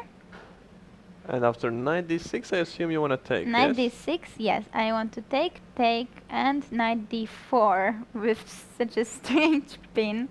Which we can't break, and you are just picking up some material. That's very nice. Yeah, so knight d6, I guess, is not possible. And if h6, what you were planning, then I will take. Queen takes. Queen takes, and now I want to take. So at least I got some time comparing to the other position. You could even consider taking on e6 and playing rook d7 for some favorable endgames. Taking, and rook d7. Also an option. Playing for the fact that black is tied down with the c pawn, as knight on b7 is very awkward. And in case, you could even just play some moves like rook c1 still without taking on c7 and try to capitalize on 7th rank. Maybe he can do this. Although it's quite dangerous. Yes, I might even play just rook d1 as well without... Rook d1, then rook d6. But now I will play knight to d4. Knight d4, rook c4. Knight to e6. Knight e6, yeah. This is getting better and better for me. Rook g7 is even a threat. Yeah, so this is actually complicated. But we see he didn't go for it. He straight away exchanged on e6. There might be move b5 after queen c4. Can we see it? So, queen c... I'm sorry, after knight b3. And b5. And but then, queen d5 and c6, yeah? yes. But queen e5? Oh, there's that even. Okay, and this is crazy. This is absolutely insane. Maybe queen e7. Seven and But then still knight d4. Can I do it? I will just have to go knight d8, I assume. This to d8? There are so many pins, it's just... Re- No, but then taking. If you take, I take on c6. Oh, okay. So that was not the reason, but I'm sure there was some reason why queen c4 was not that great of a move.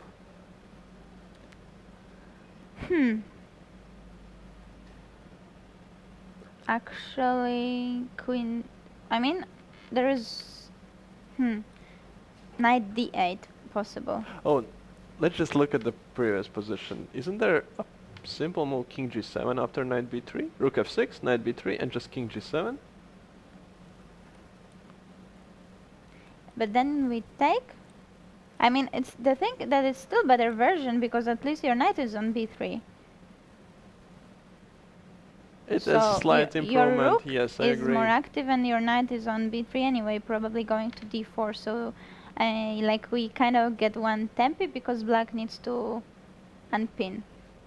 Yes, this is very true, so not sure what But was what the about knight idea. d8? Because the thing is that now, after taking, he's always going to take with the knight defending c7 pawn. Oh, right, our knight is not on b3 yet. I was under impression that after knight d8 there is a problem of rook takes d8. So let's try knight takes e4. e4. No, that doesn't work. Why not? Taking? Yes. Taking, and you wanted to take here, but... Rook takes d8 just. And after knight e6 we have queen f7. So maybe queen b3 was better, but then we don't have knight b3. Then we so don't have knight b3, yes. And here but okay, so f2 is hanging. f2 is hanging, or even if it didn't... No, then queen Yeah, b3 you could be played. Well, I thought even If- rook d2 is fine and good enough for black here. Okay, but of course f2 is... But actually, it's if you take, I play king h1. And I guess I will take the I will go queen f7 back and pawn Yeah. up. taking Rook takes d8 is... and your pawn up. After That's all. true. That's true. So maybe that's why he decided to straight away take back material.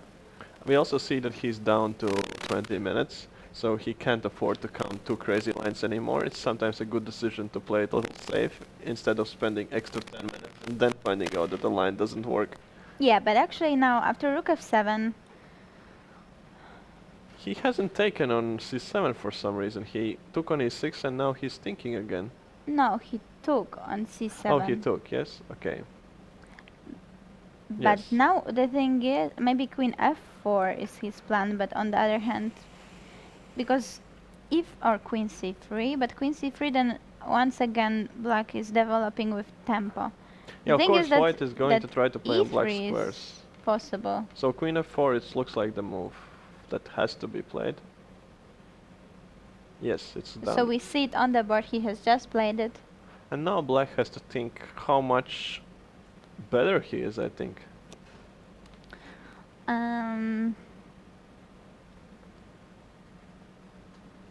It's definitely... White will want to play probably something like this.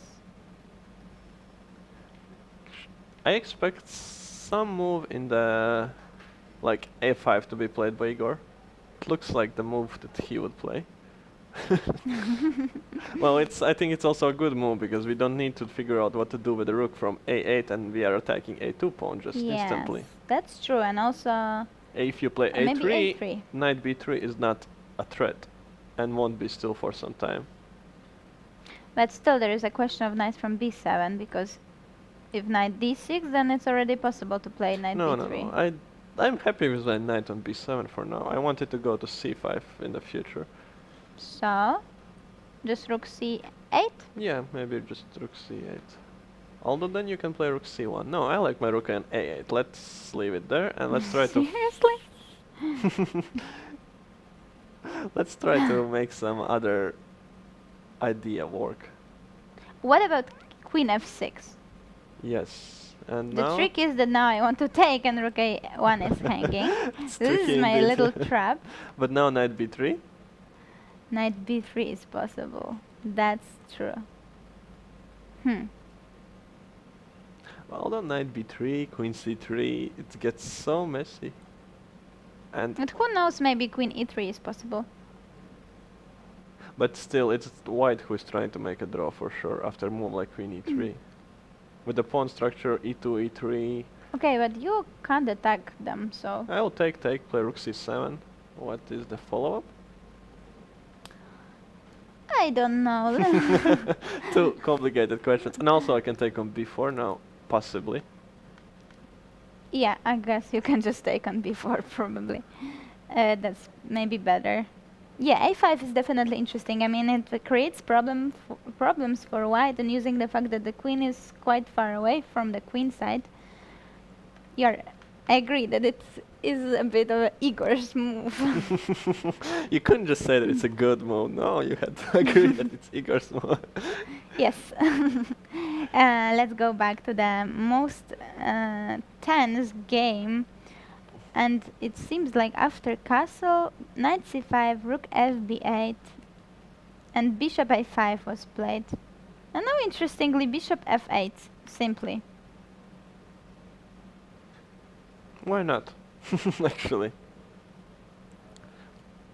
As I said, I think any line where black, where white straightens black pawn structure is safe. So I think why he played bishop f8, because if, for example, some other move like king f7, maybe he wanted to avoid the fact that knight e4 is attacking bishop and rook c4 is coming. Although it should be still good position for black, but maybe he is trying just to keep the pawn. Yeah, that could maybe be he doesn't want to even give that. But what although after knight d2? Knight d2, yes. Can he take on c5? Take on c5? Yes, to make my pawn on c6 safe already. Okay, and? Knight d5. I am not sure if it works. And take? Now this is already fine, I think, because knight b5 can come and or e5 I can even play, just but if he wanted to take on c5, couldn't he do it now? Yeah, but now knight d4 is coming. Yes, that's true. And in the other line, yeah, actually not even knight b5, but e5 was, I think, absolutely good.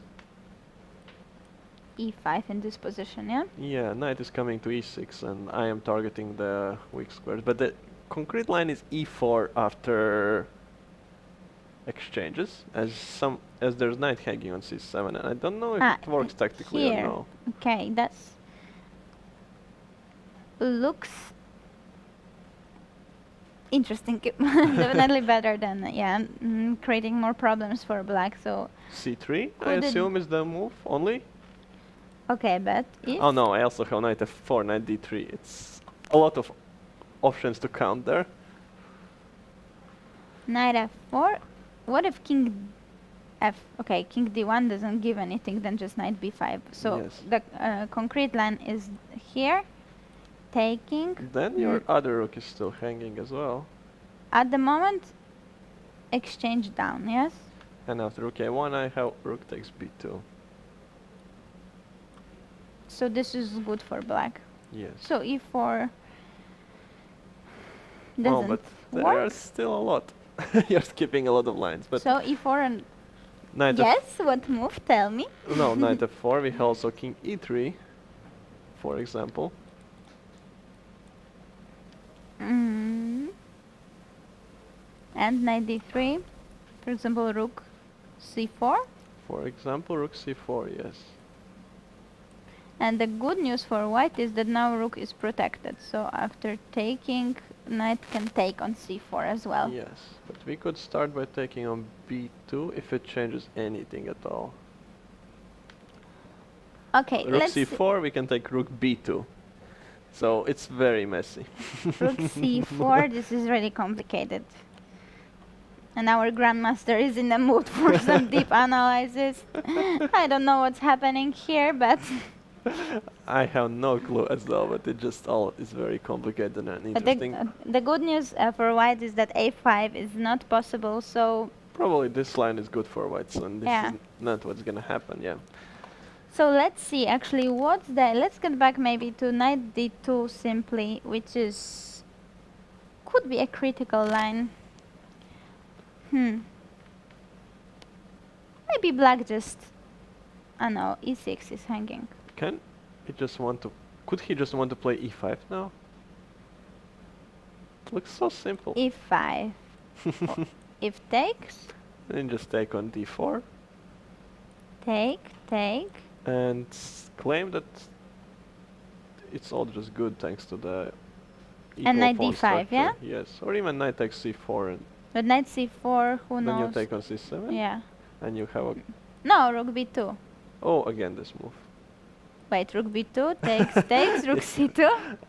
There's knight, bishop takes c5, I think. Yes, I guess. Is it? No, it is. I mean, rook. Okay, I think we Somewhere. missed already quite a few moves there in the middle. Okay, so bishop f8.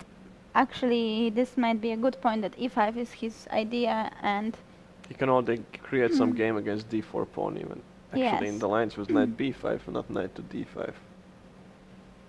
I kind of like how he's playing in this tournament in general. He's playing, looking for his ideas. Even here, if bishop f8 is with the idea of e5, it's not that he's focusing on consolidating or somehow king f7 and knight d5, but he's thinking about active chess. Yeah, he's confident about his game as well. He's not afraid that he should definitely make this draw. He's ready just to play. Okay, so Let's see board number 3. There was a lot of development since the moment we left it, actually. Still, white is playing very quickly. It's half an hour more on the clock. And black has a funny rook on a7. we saw this more or less here. And the thing is, white is creating some problems. Thanks to the control over light squares. So knight b5, the idea is that c7, Is hanging right now. Usually when there are pawn chains, you attack the last pawn or the first one, but if you attack the last pawn, then others are also weak. So if this pawn moves, d6 is weak, of course. So some piece is going to have to defend it. Rook e7, rook d4. So white is just calmly but actively... Queen c8, wow. I would expect queen e8, but okay. Queen c8, this is interesting. Queen e8, and for example to try to develop, or maybe even queen f8 to try to play rook to e8, I don't know. Yes, This queen is very something strange like there, this. but maybe you will play g6, queen g7 or something, since there are very little amount of pieces. But queen c8, knight c3. So now queen c8 idea was to play queen b7 and exchange queens. okay, so this was actually better.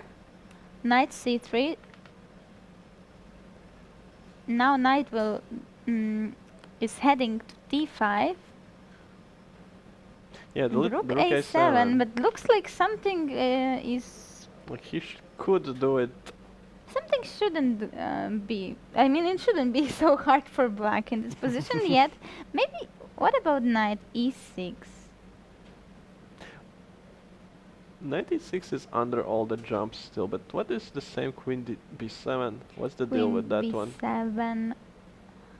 Who knows? Maybe Yes, and now rook e6, rook e8. rook e6.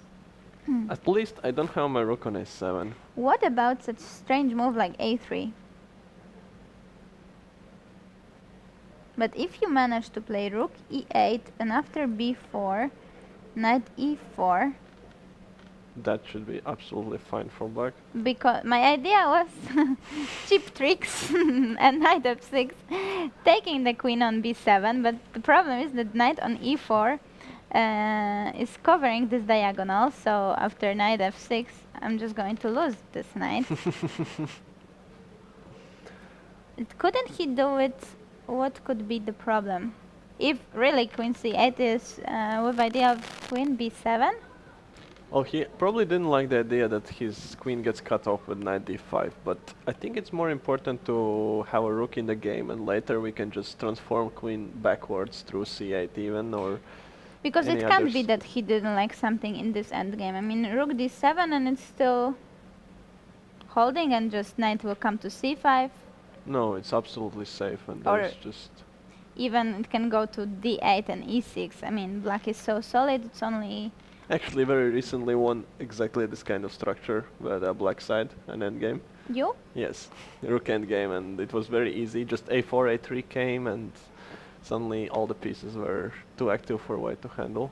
So what could be the problem? Queen b7.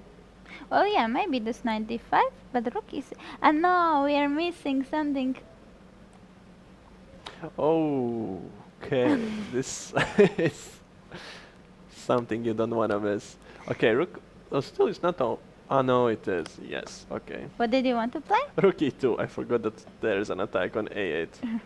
Yeah, this is not exactly so great. So yes, so Nikita saw the streak, maybe And he what missed about it. rook d7?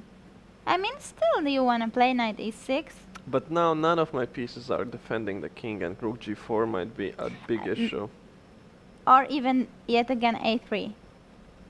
Because if your queen has to go away, then you're asking, then why did you play it on b7? And if a3, b4, with the idea of knight f6, and I mean, king h8, is this really?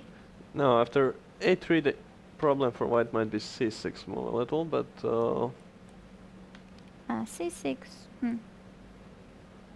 as we are still not ready for any of attacking ideas. Yeah, but you might be... Or rook g4 yeah.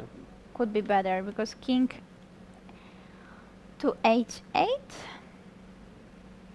Well, some problems But might you know start. what? You know what? You want to play knight f6? Yes. don't you? What about this, really? And what are you gonna do after king to Okay. anywhere? I first... even here can, because there isn't queen f6, because Yes, there exactly. is a pin. Okay, of course, e4 is possible. So Okay, so you king don't really f8 play king probably. h8, but king f8, and this is definitely too slow for white. Right? I mean, even rook e8. No, no, no. This is we have two pieces attacking. It's Yeah. unlikely that there will be mate. Okay, let's see what happened in the Yeah, game. let's Maybe see. Nikita did what had to be done, and we are just... Yeah, so rook a7, but maybe he was hoping that after... Okay, rook a7, knight d5, rook e5. White is playing pretty natural moves, and rook g4. bringing in all the pieces. So now, of course, this is some idea, and queen e6. And rook d4 was played also.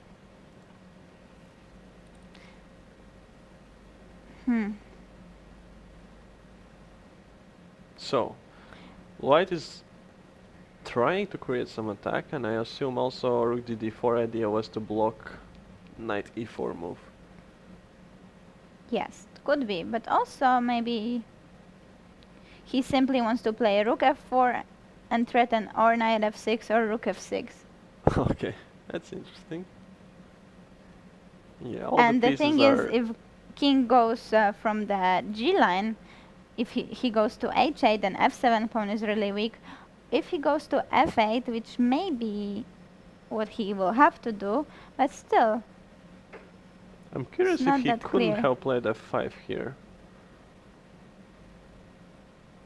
if he could, he still is thinking, No, he right? played knight d7 already, I think. Knight. And he's standing in front of the camera, so you can't actually see the board. Yes, so knight d7 was played. But he's down to 14 minutes. His opponent has more than 40. So, and positions started to be really complicated. It's still, the structure is very... Solid, but Suddenly there are a lot of tricks, and this rook on a7 might be a big problem, because it is actually a very big problem to get back. First of all, this is hanging. Second of all, queen is controlling this diagonal. So, and without a rook, it might be really difficult to play. So what about what I wanted to play rook f4 now? Can he take on e2?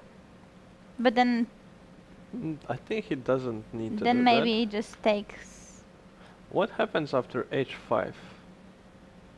h5. It doesn't feel to me that you're threatening too much. h5.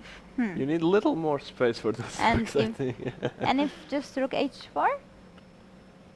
g5, you're saying it doesn't g5 work, I yes? want to take here. And I guess Okay. I'm good. Are you? I take on h4. H4 you can take. I forgot about it. Oh, but no, rook g4, I guess. And I am forced to take on g4. And because maybe, yeah, 97, I wanted to do it like that, but I guess. But the thing is that you can maybe play just king f8. yeah, and white's queen is still hanging. But after rook g4, so if you need to take, it's good for me because I am still taking on d7, so it's just winning. That's true. So I cannot play g5. So Okay, you I can't do play not g5. need to do that. But you can play g6, yeah, or what? If you play Yes, I can g6 just though... Is this good for me? For white? Not taking sides? Yeah, but with knight's gone, Yeah, but it's concrete should because I want be- to attack on f7. So you have to play queen d7, rook f4, I can and also rook go queen e7? e8, I think, but okay, with the same idea. Ah, okay, so queen e8, rook f4, and rook e7. But now your pieces are so passive. This doesn't look good yet. Some g4 might be quite a blow here. Yeah, but on the other hand, is white in time to create some problems? Queen g4? I assume And they are. h4, h5 is actually unpleasant. My initial idea wasn't g6 though. I wanted to play queen g6. So h5, rook h4, queen g6. Some tricks. I am looking for some tricks. Maybe you can try to make them with rook e4 now. Rook e4, but then taking? Yeah, and rook Ah, takes taking. e4 and knight e7 is rather unpleasant threat. Maybe. King f8. But you know what the thing is? I am thinking about such stuff and now threatening knight c7 because the 8th rank is also weak, but then just knight e5 is coming, I guess. But yeah, well, this is a very tough position to be playing. Most likely queen e3. Yeah, just threatening mate. I mean, for now, black is just playing without a rook. Yeah, I think he very much missed this maneuver of knight b5 and then knight will come back to c3 and that queen b7 doesn't work anymore. Otherwise, I believe he would play queen e8 or queen f8 and try to get rook in the game.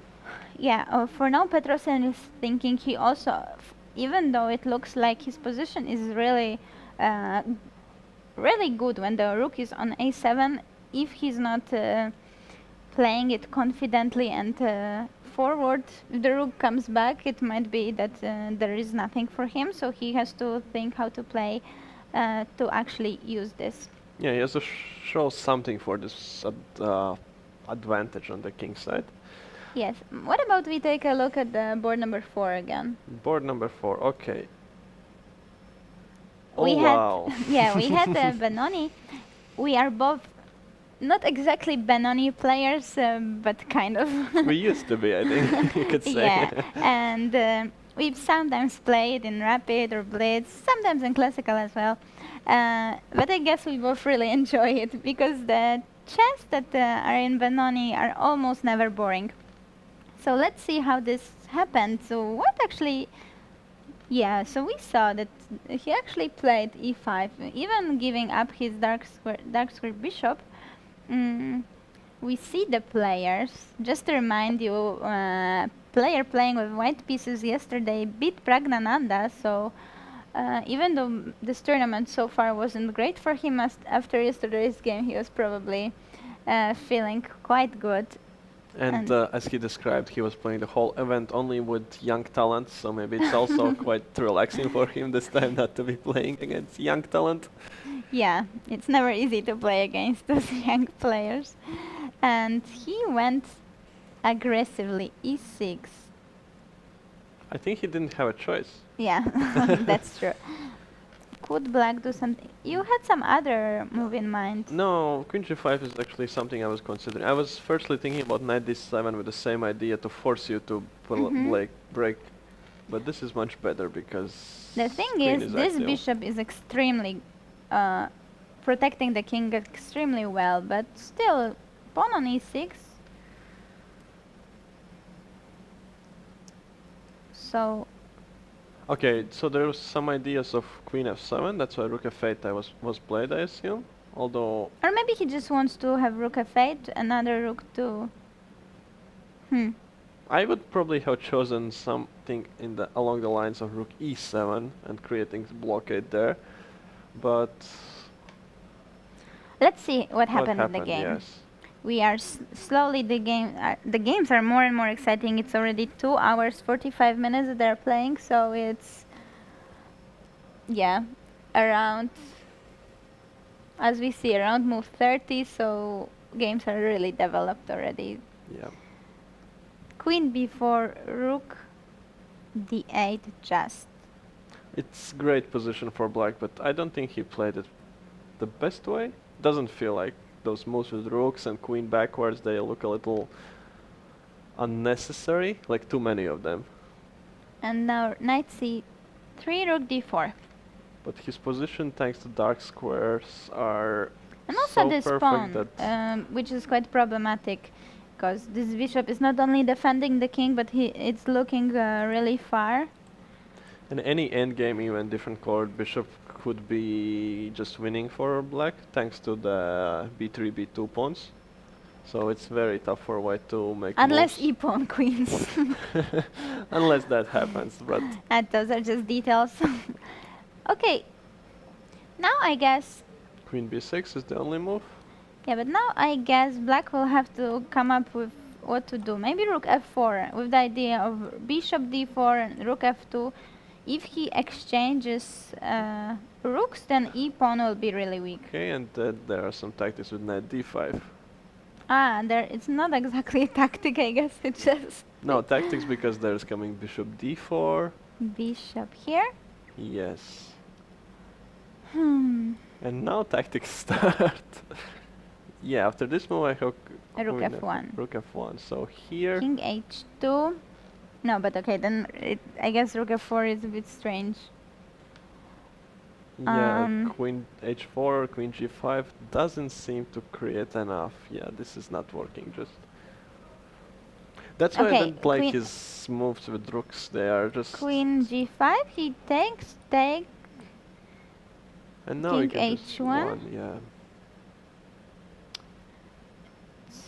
No way to bring the knight to attack as Well, well. I can play knight d3. Why not? Isn't there bishop d3? A queen is on b6. That's why this position is so tactical, as there's quite a lot of stuff hanging for white. But what about queen b3? Yes, that's a problem. This is my not so hidden idea. No, I think it's kind of, No, it doesn't work. unless there is some mate, queen f1, but I think he played another doubling move of rooks. so rook, Not rook to f4, but rook to d8.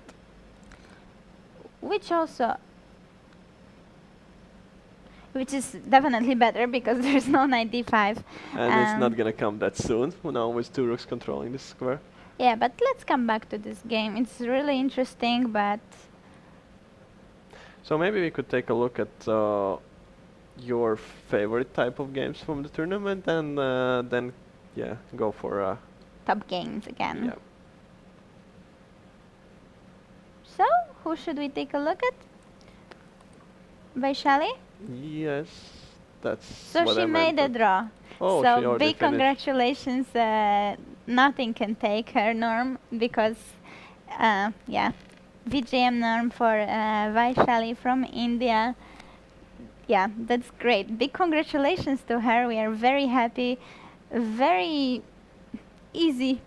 Very easy draw. She just I thought very easy normal. no, I don't think definitely cost. Okay, I don't know, but 9 games, it's never easy to play so much, but she played really well. I am impressed with her games. Quite stable. That I think that's the what could be said about her games, at least those which we have seen. She also lost only 1 game, I believe. I do not know this information, but it I might think be so, yesterday when yes. we were in the morning. In the morning? No. When we were checking game with Dana, yeah, at the beginning of the 8th round, it was that she made 4 draws, last 4 draws, and then again yesterday she made a draw, and today she made a draw. So it could be that she made 6 draws in a row. Oh, wow.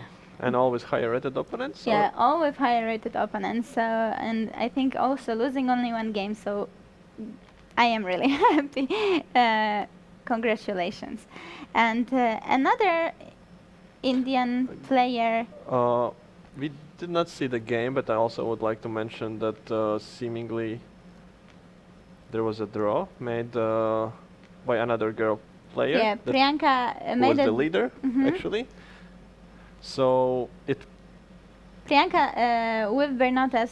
We have result already that they also made a draw. So both Indian girls, I think they are very happy with their tournament. Although we are not certain if Priyanka also made a norm. I think that she should have made a norm, but we don't know But it for it's a sure. question of 1 point. Any so case, she got almost 90 ELO points in one tournament, which will make her live rating around 2300. So it's very good tournament. Yeah, so as you see, RTU Open is a great tournament for girls. Yeah, big congratulations for both of them. So let's go back, or maybe we should take a look at the Solezenkina's game as well. Okay, in a moment, let's see how first board developed as, yeah, Oh, this is exciting. some pieces are gone. So a lot of exchanges. Oh, Okay, 97. that's interesting. 97 was played. They finished So already. it's a draw. We see players, so they made a draw, Draw. or did white win? Could we zoom in on those kings? Can we see the kings? Because am I a bit blind? Is it a draw? No, but it's a draw, right? Should be a draw, at least from the positional position. Yes, it is a draw. Okay. Yes, you see white king So on e4, black king on e5, exactly. So it means that board players made one draw. Pretke Hovhannisyan. So we know Pretke is not the winner of the tournament. Hovhannisyan keeps great chances still to win. Yes, excellent chances. If board 2 and 3 will be draws as well, he's definitely a winner of the tournament. So he has 7.5, yeah? Yes, he has 7.5 out of 9, and he said that his best result so far in RTU Open was sharing second place. So right now he's most certainly going to be sharing first place. So it's already a new record, new personal best in this tournament for him. Okay, so now the big intrigue is if any of the players will be able to catch him, at least on points. What do you think? I think that Let's take just a brief look. How did the game develop? So, 97 taking, and they pretty much exchanged everything. yeah, just Just confidently. so it's all about exchanging a pawn for a b pawn and agreeing for a draw. So they decided to skip that part and agreed for it immediately. Yeah, so we have definite result here, board number 1, and now we have 2 exciting games which can still mix up Yeah. the result a bit, but let's see. What is surprising for me that in Igor's game we don't see this a5 played. It Yeah. didn't happen, and instead of that, just happened the most natural positional moves. Rook was put on d-file, one pair of rook came off, white put the knight on d4, the perfect square. Meanwhile, black transforms his knight to the perfect square on f7, and it's just some classical kind of game here. Okay, actually for me it looks like if somebody is better then it's... White? Yeah, actually I wanted to say it and then I started to be a bit afraid because... Okay, f3 is a little weak, but knight on d4 is protecting it and it's blocking, which is a bit more open. But... In the on the other hand, knight e5 is something to worry about always. That's true, so... And black is pushing a little bit, creating a time pressure, so that's at least something, because already after 9 games, players are tired. We had 2 double rounds, and again, this is a morning round, so I think also some of them could be feeling a bit of a pressure, because they are simply a bit tired. Of course, yeah, there's... Whenever it's the last round of any tournament, this is a huge factor that... I mean, I don't know about them, but I know I am tired, and what should they say if they actually play the games, and they, of course, are a bit stressed and so on. Let's see, board number 3. Petrosen is also has great chances to win the tournament. His tiebreak is absolutely decent, so, and as we know, in 9 games, 1 or 2 points, it can change a lot, so... Nikita played king f8. We see that white is now spending time a lot. Well, He played rook d2. It's feels a bit soft, no? It means that he couldn't make anything working. He doesn't want to commit with moves like e3 or e4, and he has to do something about attack on e2 pawn, right? So e2 is not hanging because knight f4. okay, that's true. He has to make a move. Okay, let's see. Rook d2, king f8, and let's take a look at this position. But if he didn't find something with rook on d4, maybe... And could he try... He protected this, and could he try to go back with the knight to b5? He could do and that, the yes. idea, knight d4 and knight c6. And also the idea is that simply rook from a7 doesn't have any squares. Yes, as you see, my plan is very complicated. No, but let's say I am not certain what black can do about it, but on the other hand, if black knight comes to e5, then it's not only defending c6, but also attacking rook and a queen. But okay, so knight let's c3, try knight yes. c3. This rook is hanging a bit, but does it work in any way? Actually, it does. There are no good squares for the queen anymore. Maybe rook f4. Rook f4 and... Why not? Playing, I mean... Yeah, but now we can exchange and And already... rook a8. Finally we have this rook, which we didn't have for the whole game. Yeah, so... And if queen c6, There's maybe rook f2, yeah? No, there's a little problem of knight e5, I think. That's even bigger problem, yeah, that's... So what should he play? So could it be actually that black is threatening to play rook f5? Yeah, I think so. And now white will... I think he'll play some move like rook f4 and still prepared for knight c3. Yeah, because knight c3 could be... This knight is jumping from b5 to d5 and it's quite interesting, but maybe it's enough to create yet again some new problems for black. It could be, yes. We can... Nikita will definitely have a hard time still here to actually make it into a draw, as I am sure that white player is gonna do everything he can not to let tension go. So there will be still a lot of excitement in this game. But let's see, we'll make a short break and we will be back with a guest, so don't go anywhere because I think it will be really interesting for you. Definitely, yeah. So stay with Stay us. tuned, we'll be back in a few minutes.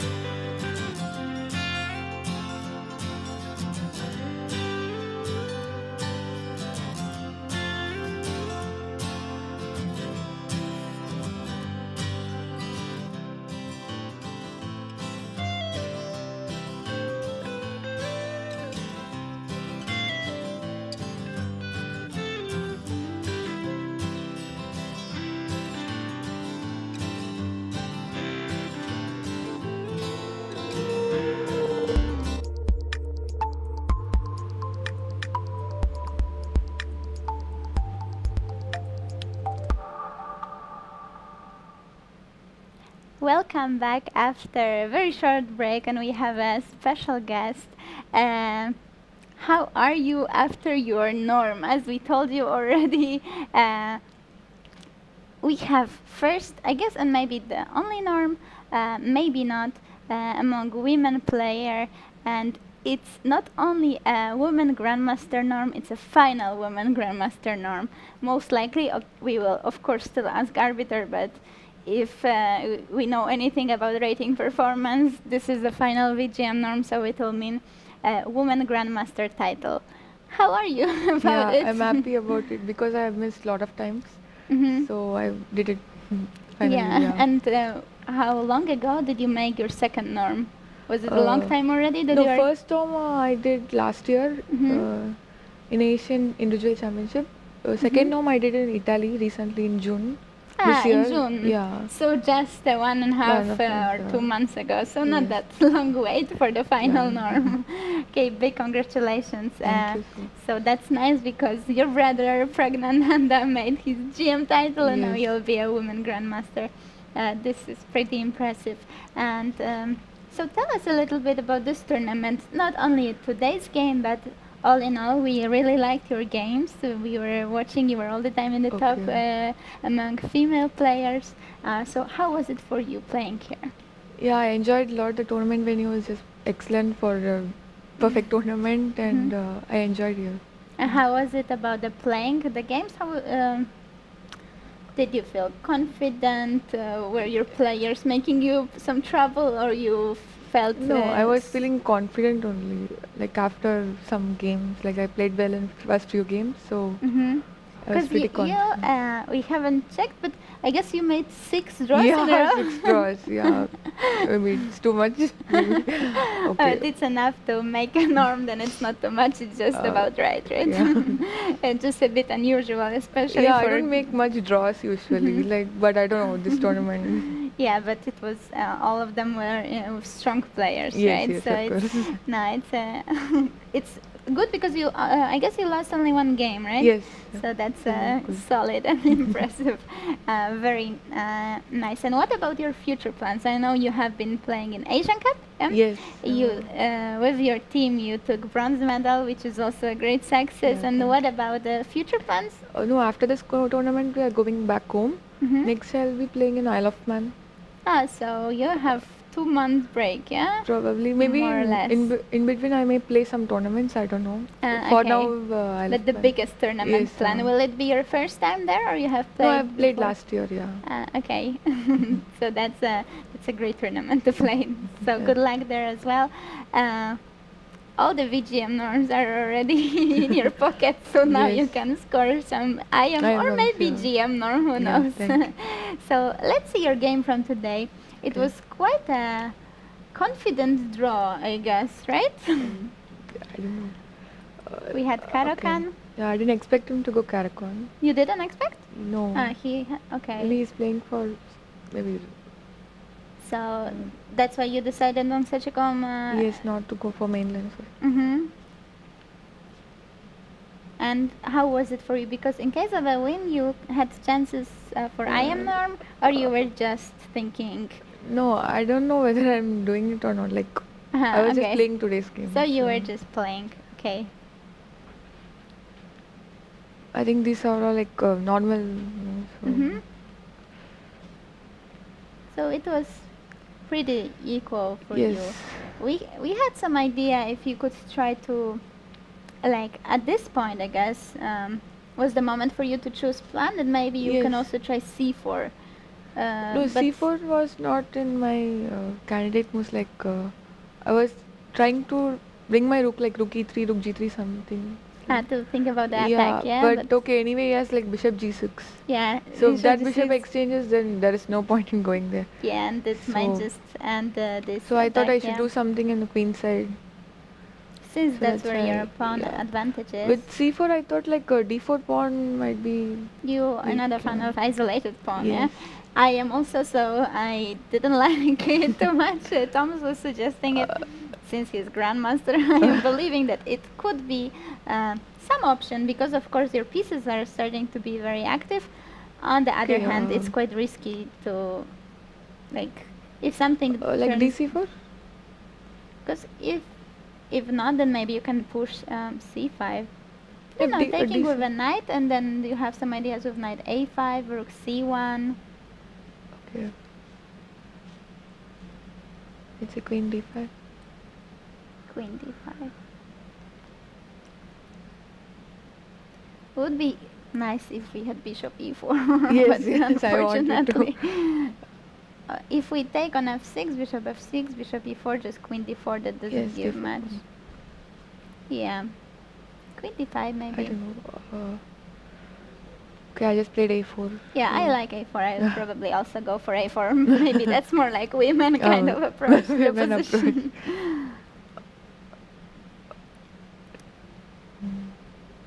So here you were expecting think, that you are a bit better because you are more Ye- active, or Yes, you like thought he's it's- not getting rook b8, b5 Mhm. stuff, so I have this bishop f4. Now I wanted to go c4. Mhm. Uh, Since now you're prepared and yes, it's going to be like a bit it's different. queen is bit trapped also. Mhm. Um, So bishop even bishop d6 d6. probably had to be played. Yes. Here I went rook e1 again because yes, some e5, bishop g6, like that. So get rook e1. Maybe he could play bishop g6 anyway. Yeah, bishop g6, bishop f1. I'll just play. Mhm. Here I thought rook c1, there is no point in keeping here in rook Yeah. c1. I'm not that- going to play c4 anymore. Mhm. No, like so I played it. Like queen a3. Yeah, I expected him to play queen f4. We like this move, queen a3. Oh. It was pretty nice, I guess, because it's position without queens. We evaluated as Yes. better for you than with queens. Queen. Queen f4, yeah, that's what you were thinking that he should play? Yes. Okay, I can go knight b3 or knight f1. With knight b3, yes, knight f6.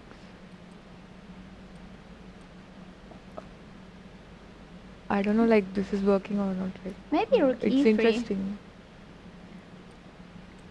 Of course, now your queen is a bit far from the Queen game. and knights are doing. I don't. Yeah, but on the other hand, g4 maybe. Though it's tricky. Actually, maybe you don't have to react. Maybe I can play this. And g3. Okay, g3 you will take. No, for h4 and next idea is to play g3. Yeah. Maybe I'm okay. Yeah, but You're it was even some chance for av- him if he wanted to play, but who knows, maybe he didn't want to play so much. Okay, knight f1 is also possible.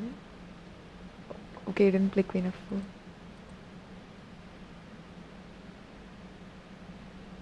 So yeah, after rook a3. exchanging of queens, I think your position should be Better, yeah. normal. At least it's quite I safe. thought b5. Here a6 pawn is like weak, so Yeah, I think I'll get it. because rook c6 or something is the Rook thing is c6, it's yeah, not possible it's not because working, yeah. rook on a3 is So prepared for that's that. why I played rook a3. Yeah. First I thought of going rook a4, but he has this rook c6 after b4. Yeah. So Mhm. I played rook a3. Yeah, rook on But of a3 course he is didn't like play making bishop. more sense, yeah.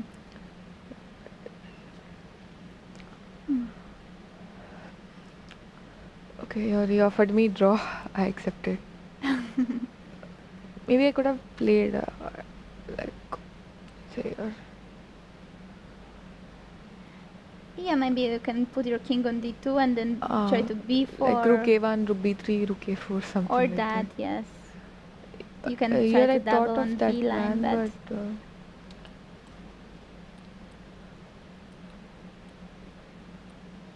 okay, he's getting his king and next b5 will be coming, so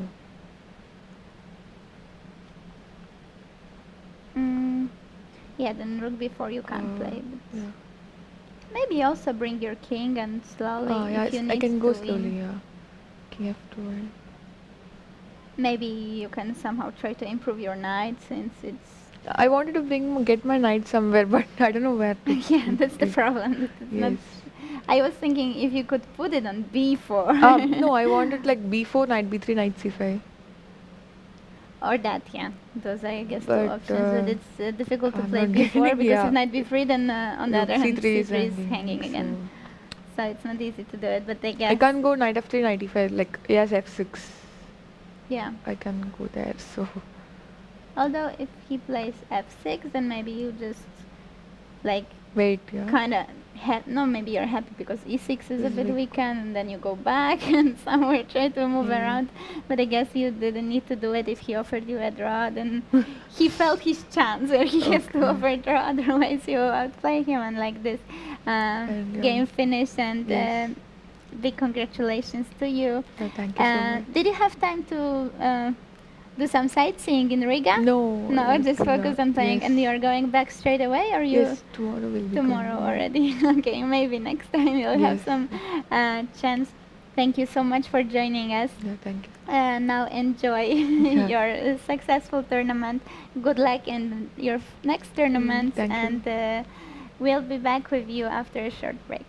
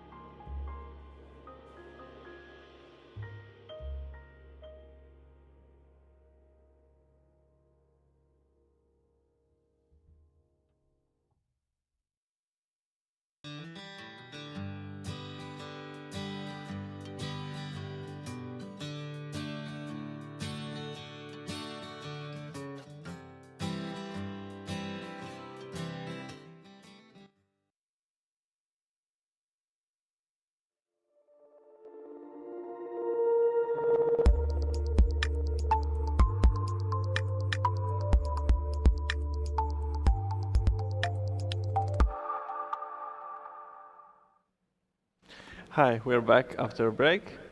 Uh, During the break, a lot of games finished, and we are here joined by one of the only leaders on the top boards, Manuel Petrosyan, who won his game against Meshkov's Nikita today, and he is sharing first to second place. So we don't know who is going to be first, who is going to be second, but any case, very nice result and congratulations on Thank that. So he agreed to join us and let us know what happened in his game today. So Yeah, could we see? Yeah. today is a very interesting game. I think this line, New Indian line, it's with a5. I think it's solid for black, but a little bit passive Hmm. because mm, this is a main line. Was it a Uh, surprise that Nikita chose this, or no, you expected it? yeah, Okay. I. Uh, then knight d2 is a id idea that exchange the bishops and push e4, then bishop e3. I think it's slightly better for white, but also black has a solid position and can play. Just Yeah, patiently waiting and. yeah. It's.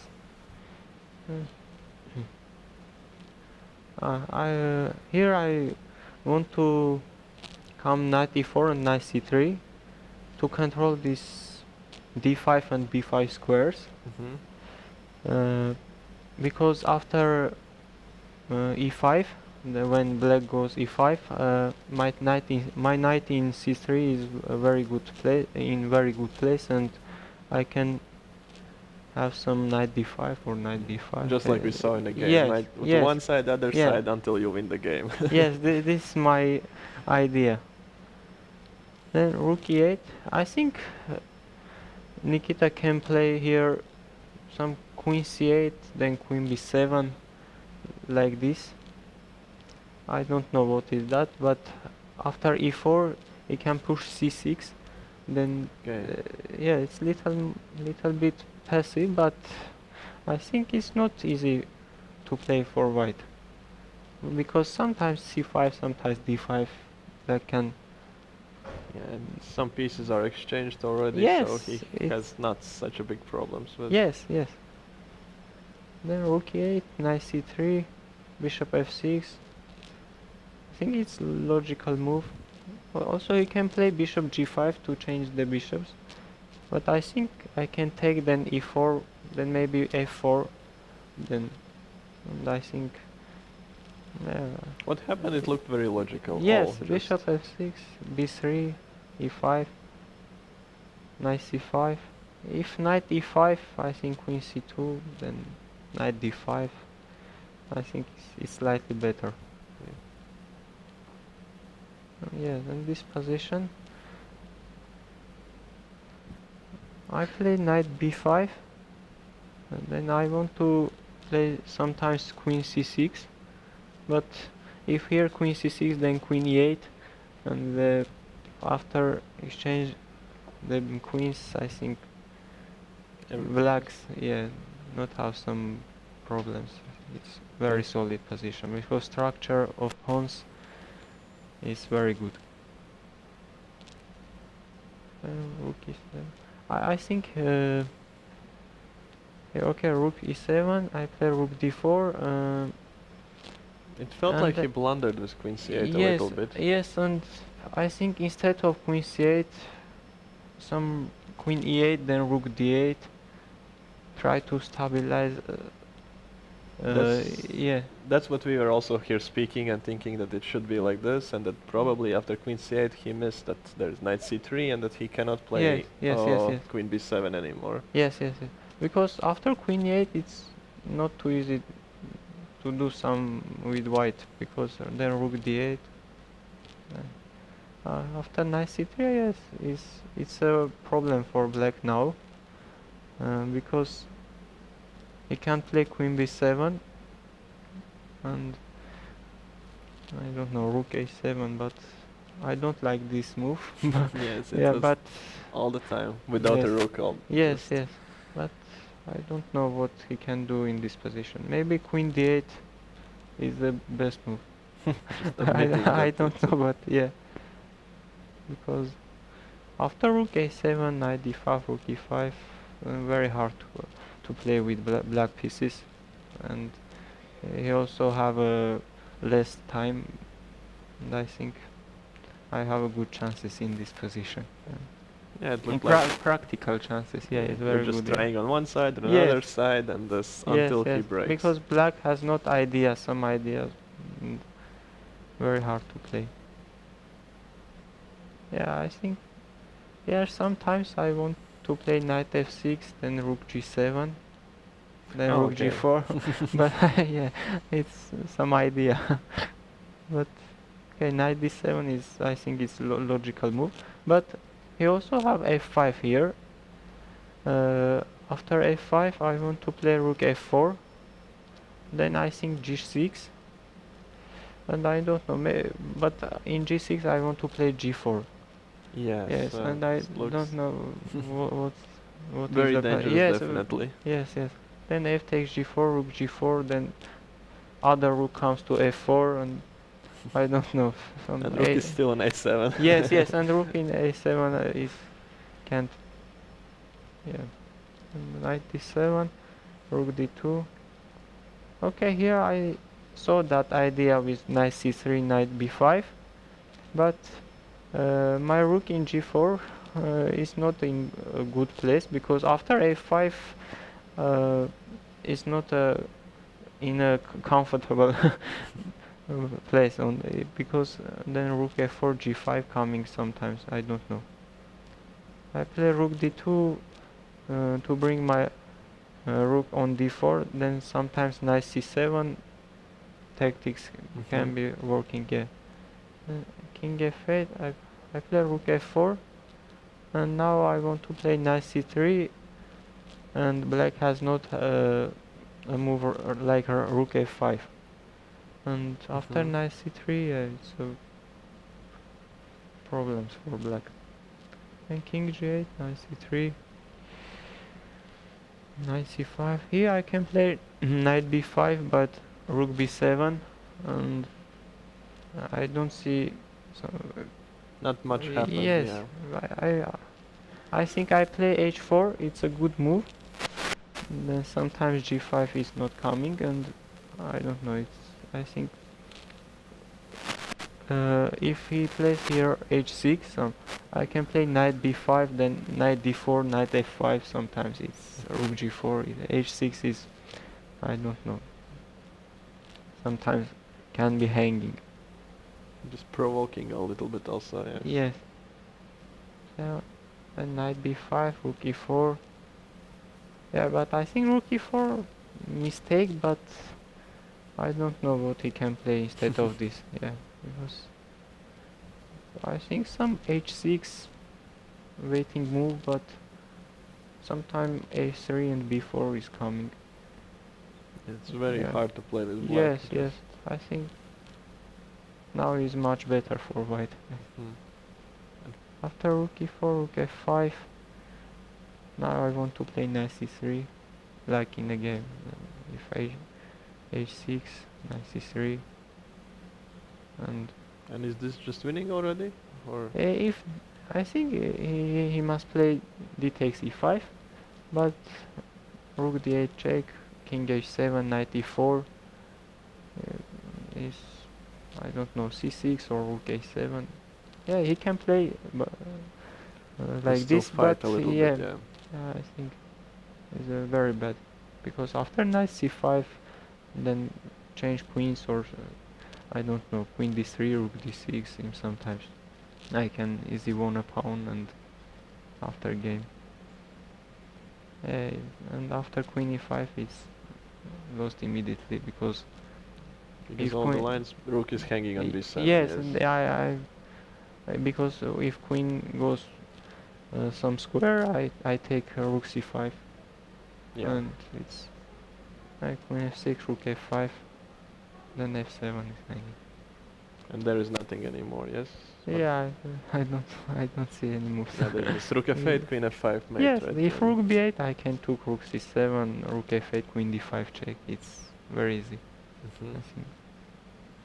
So it was Okay. actually a very nice game for you, yes. Thank you. And like also the kind of games like we saw for you in throughout the whole tournament, just slowly getting those points out of opponents. Yeah, Uh, I is think. this your Yeah. first time in Riga? Yes. Yes. And so, are you satisfied with the result? Yes, Shared first place? of course. Yeah, of Well, it course. can be also clear yeah. first sometimes. But Yes, after I lost a game with Kovalenko, I don't think I can share some first places. But then I win last 3 games in a row, and I'm very happy. And I like Riga very much because here is very good place. I think I will come next years. oh, that's. I'm happy to hear that. And you had also time to see the city, yes? Or Yeah, I'm walking into to the city every day, and so maybe that's actually the key to your success because some other players we had in studio, they were saying that they were focusing only chess, and they had no time to see Riga at all, and maybe yeah. that's why you are sharing the first place. I think maybe because no, I don't like. Uh, I want. I like to walk, see some places, some cities. I. Uh, Yeah, it's something that is maybe also important, just fresh air, and not only sitting in the hotel room, and yes, just yeah. helps your I'm tournament a I'm little. depressed in this situation. Okay, so yeah, congratulations once again. Nice Thank game, you. very good tournament, and we'll see who is the first on tiebreaks. But Yeah. you have It's- done everything you could today, so you just Yeah. wait and relax. Yeah, Finally. if not, uh, I think if first place goes to Robert, I will be happy also. Then it was just meant to be like this. And Yes. yes, that's it. Yeah. Okay, so thank you for Thank- joining thank us, you. and Thank- hope to see you again in Riga sometime. Okay, thank you. Bye.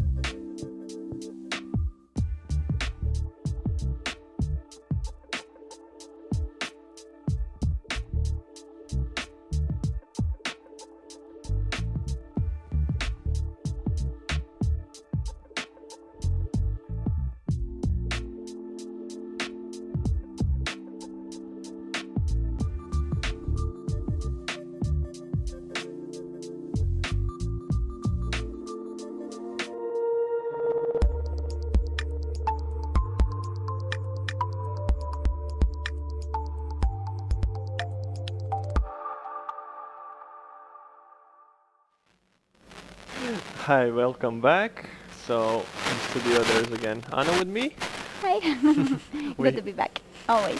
we had just an interview with a shared winner of the tournament. We don't know first or second place, but But we know that Armenian guys are feeling good in Riga, and the first, second place is shared by Hovhannisyan and Petrosyan, both from Armenia. So, successful tournament for them. yeah, and what's interesting, they both had time to walk in the city center, and they ended up sharing first place, while others were focusing only on playing, and they are a little bit lower. So it Learn. means it's good to also balance your life a little bit and find time for some relax and sightseeing. Although Vaishali said that she didn't have time and she was focusing only on chess, and she scored her final women grandmaster norm, meaning she will be a women grandmaster. So a lot of people will leave Riga happy, I guess. About the third place, we don't know, as we have Seven Seven. people sharing it. Well, most likely it's gonna be one of the. Predke, probably. Yeah, either Predke or Kovalenko. Yeah. So because they were in that group with 6.5 points, and they simply have much better buchholz than anybody who were in a lower point group. Yes, exactly. Most likely, if nothing crazy happened, they will. One of them will be third. I guess we are cheering for at least one Latvian to be in top 3. But let's see how it goes. Till we have all the results, we can't give you definite information. In the meantime, actually the only game we had still on was Miedema Donchenko, but we have just seen on the camera that they made a draw, I believe. There was rook really? against the pawn, and most likely they made a draw. That means that first, how many boards are already finished? That means that 16 at least. yes, at least first 16 boards have finished. Well, This we can is take a look at the game on the board. 17. So we won't be here probably very long anymore, since really most of the game are already over.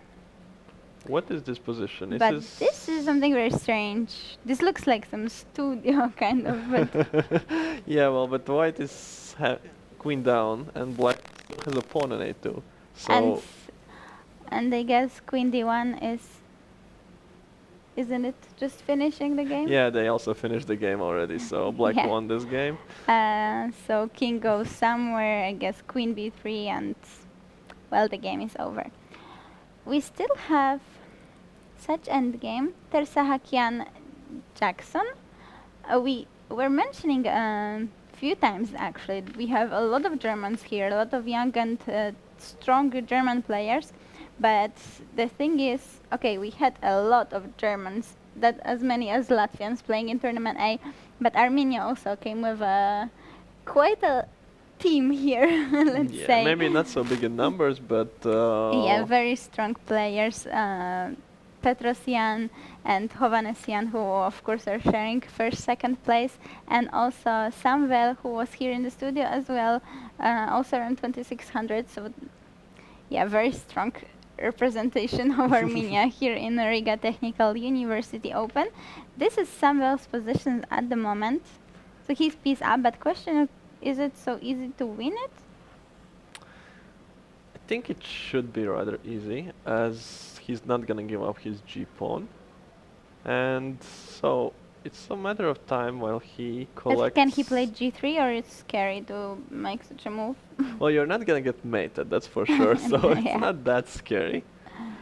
But let's say then your king is stuck. But g3 and somehow, well, to win he has to take h pawn, and Well, I think first thing he's gonna do is attack e pawn. Then I think he's gonna win e5 pawn. That way he'll get already more squares for his pieces, and knight will just come to f4, and he's gonna win h pawn. that sounds easy. Probably it sounds more easy than But it's who to knows if it's so? Let's say bishop e2, and the idea is to put king on f5. and it's not maybe that easy to take pawn. I mean, then bishop f3, and in case you will try to attack e-pawn with your bishop, I also have e3 already coming. That's true, maybe it's not that primitive. Okay, they are playing moves very fastly, obviously, as there's time trouble and not so many pieces, so we can see that he didn't play g3. And he did pretty much the same idea. He's trying to perform it without g3. Probably that's better idea. Yeah, especially that now bishop is on b7 and it's passive then. So, because if it could come to f3, then it's maybe a bit better for black. Yeah, now we are most likely going to see something like knight d6, restricting black's king very much. And white's king is gonna go just from the other side all the way around, once there are no break-in points for black. Yeah, so this should be decided. Let's take a brief look at the remaining games. Finally, we have time to look at some lower boards at least. Though probably it's too late. Mary Gurvic. Okay, this is very interesting, but I Is believe- it? Well, knight f3 is the move now. Okay, so king. Why did he play king? There was a rook. That's a good point to play king b3. So knight f3, a5. No, Then we take a a5. rook, A5. That's not so. and suddenly things turn around. So knight f3 probably it means I have to take it. the knight f3. That's rook actually what happened in the e2 game. here. Okay, they are very far already. The whole No, thing. but it must be just winning. I mean, As knight is very awkward in stopping side pawns, and now we have even two of them. yeah. So just king c6, king b7, and that will be it. He was one 10 piece short to stop it actually.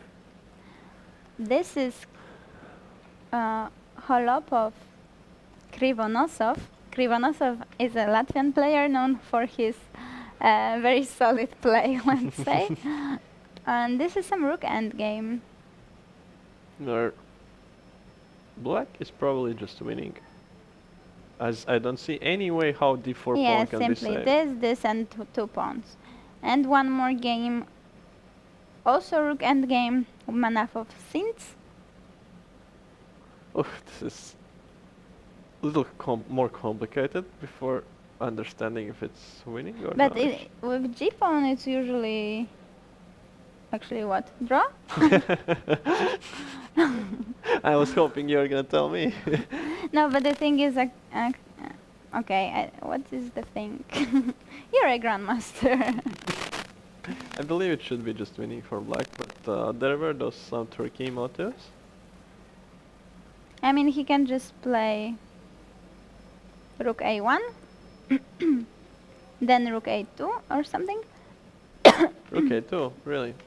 I mean, because I want to play king g2 and g3. And what's stopping you from playing king g2? Oh wow. That was the previous position that we saw there for a I moment. don't know, there is rook f2, so And king h3? yeah, that's also possible. So let's say this is winning. Let's see what is Tersahakian Jackson. That seems to be the most exciting one left. So black has activated bishop somehow. Okay, they put it on d3 with the idea to be able to attack g2 pawn just in case it's needed. And white has to come up with some sort of plan now how to progress.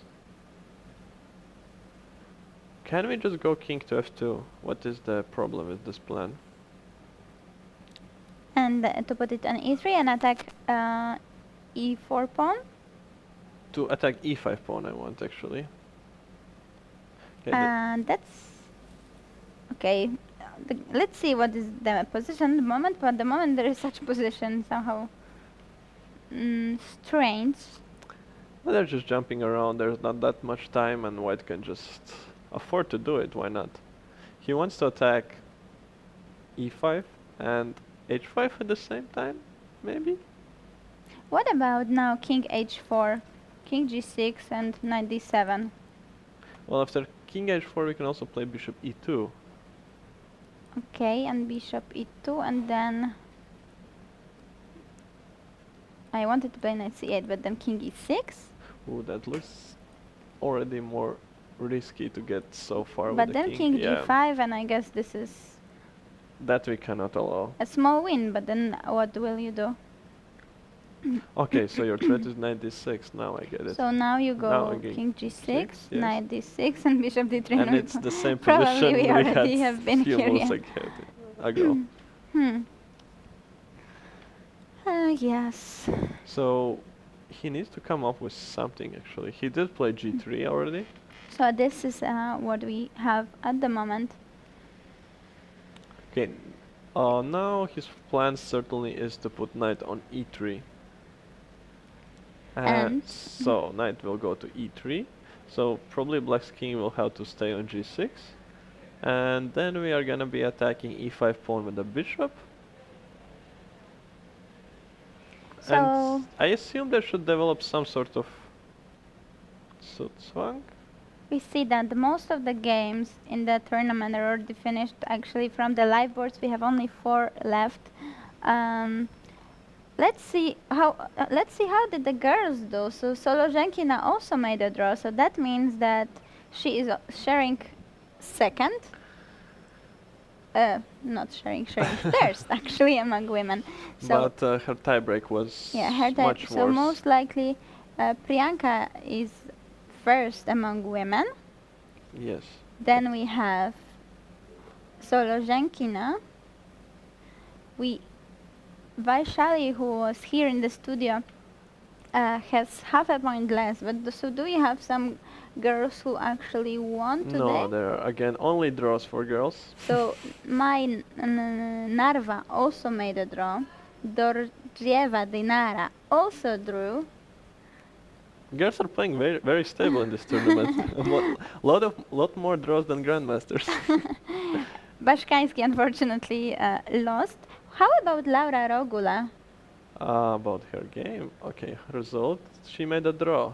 Also draw, but that means that could it mean we have been mentioning you before that Laura and her husband Eric's are kind of having a competition for the highest rated person in the family because before today's game the rating difference was 0.6 point for Laura.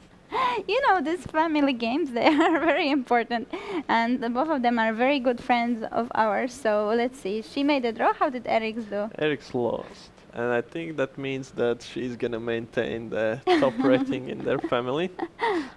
Yeah, that could mean it. Although she drew No, quick. it should be still the case. Yeah, so congratulations to Laura. Very happy for her. And yeah, very little games left in the tournament.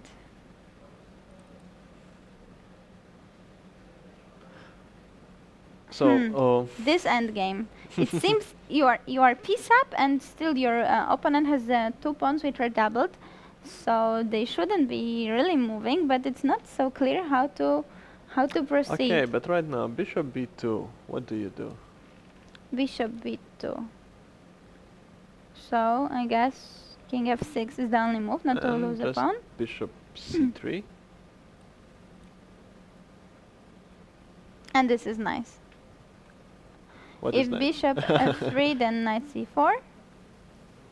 If bishop is trying to defend c4 square, then king h5. And if king moves, then just king g5. So I guess that will be such a zugzwang.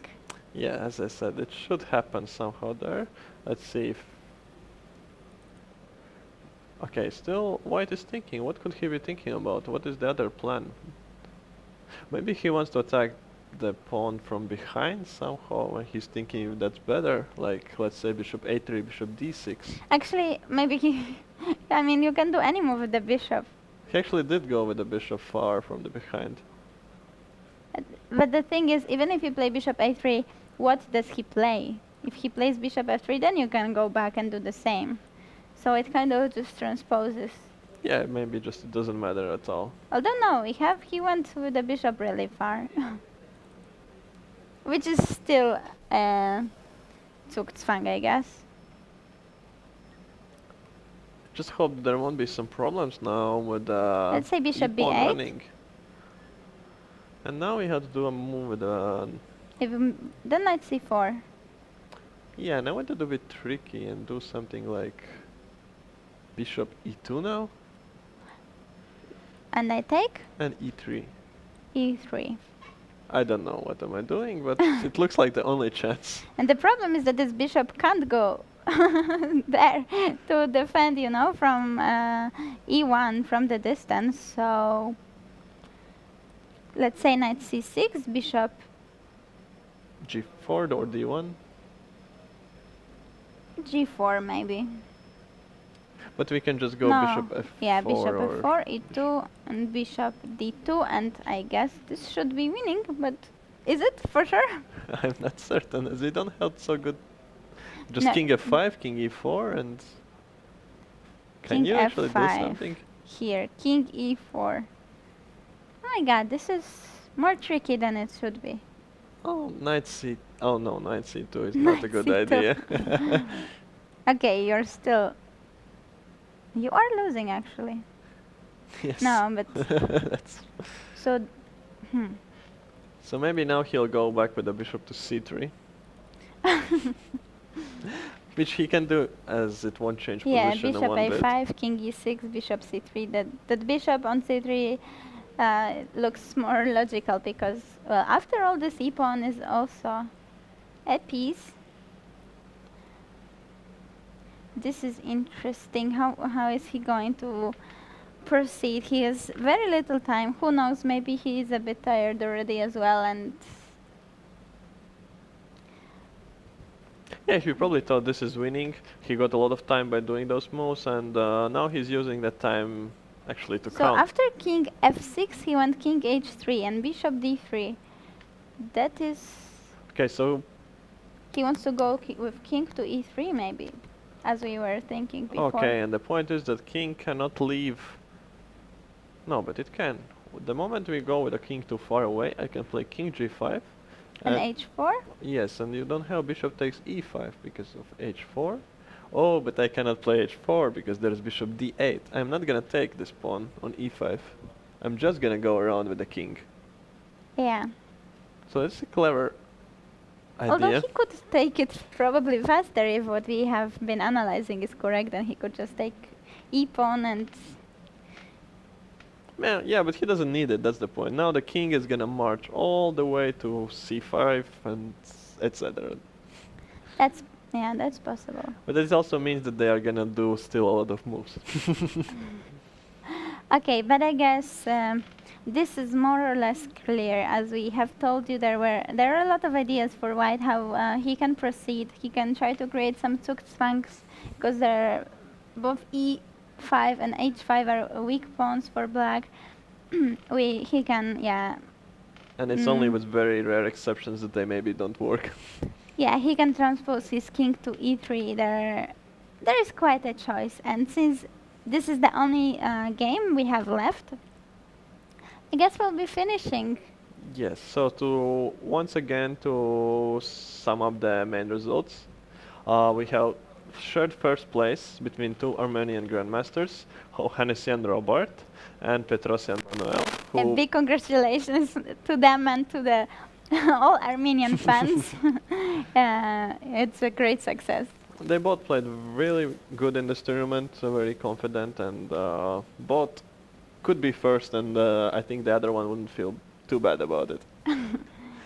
Possibly, yeah. Then we have shared third place between 7 people. We expect medal to go to either Kovalenko or Igor or Predke Alexander. Hmm. And And no doubts, Igor Kovalenko is the highest ranked? No, It's it will be rated the what? highest Latvian player in the event. So also congratulations to him, although we know that he came to play in this tournament to win. Yeah, he plays only with the purpose to win, so... But I think he also played a decent tournament, except for this little slip somewhere on the second half of the tournament, but he got back, but it was still not enough to take the first place. So I would also like to note a very good result once again by player from our neighbor country, Laurentius Thomas, who didn't get a GM norm, I think solely because of the factor that in the last round he didn't get to play against the third GM, but he got pairings against International Master. So that was a little sad probably for him, but he... Still a great result, and he's among the 7 players who are sharing third place. So congratulations to him. Congratulations as well to Robert Krails, who scored his GM norm. We unfortunately don't know which norm is it for him, but it's a great success, and big congratulations to him as well. And to all the other people who maybe we still didn't notice, who made IM norms, VGM, VIM norms. Yeah. And other than that, we still see players are playing. We can take a brief look at what is on their board just to update you real quick. But for now, okay, he will put his king on e3, I guess. And somehow. he just wants to take e4 pawn. Yeah. But once again, congratulations to the winners. We thank you so much for watching. It's unfortunately last round of the event, so we are kind of sad. Thanks for all the guests also who have been here in the studio with us. One more thing, what you can wait for, we will announce officially results of the tournament. We'll make for you a short video summing up top positions, so you can check the RTU Open webpage. You can check 8th International Chess Festival at Riga Technical University Open fan page on Facebook, also European Chess TV, also my fan page will update you on the final result of the tournament, and see you soon, because we'll be broadcasting once again very soon in 1 week, right? Yeah, in Yeah, 1 1 week till European Youth Chess Championships will be also there. Just we'll be here actually in the same spot. Yes. Yeah, Toms, myself, and European Chess TV will be here, and yeah, we'll be very happy to be broadcasting this biggest youth event in Europe for you. So stay tuned, and thanks again for watching. Yeah, thank you and bye.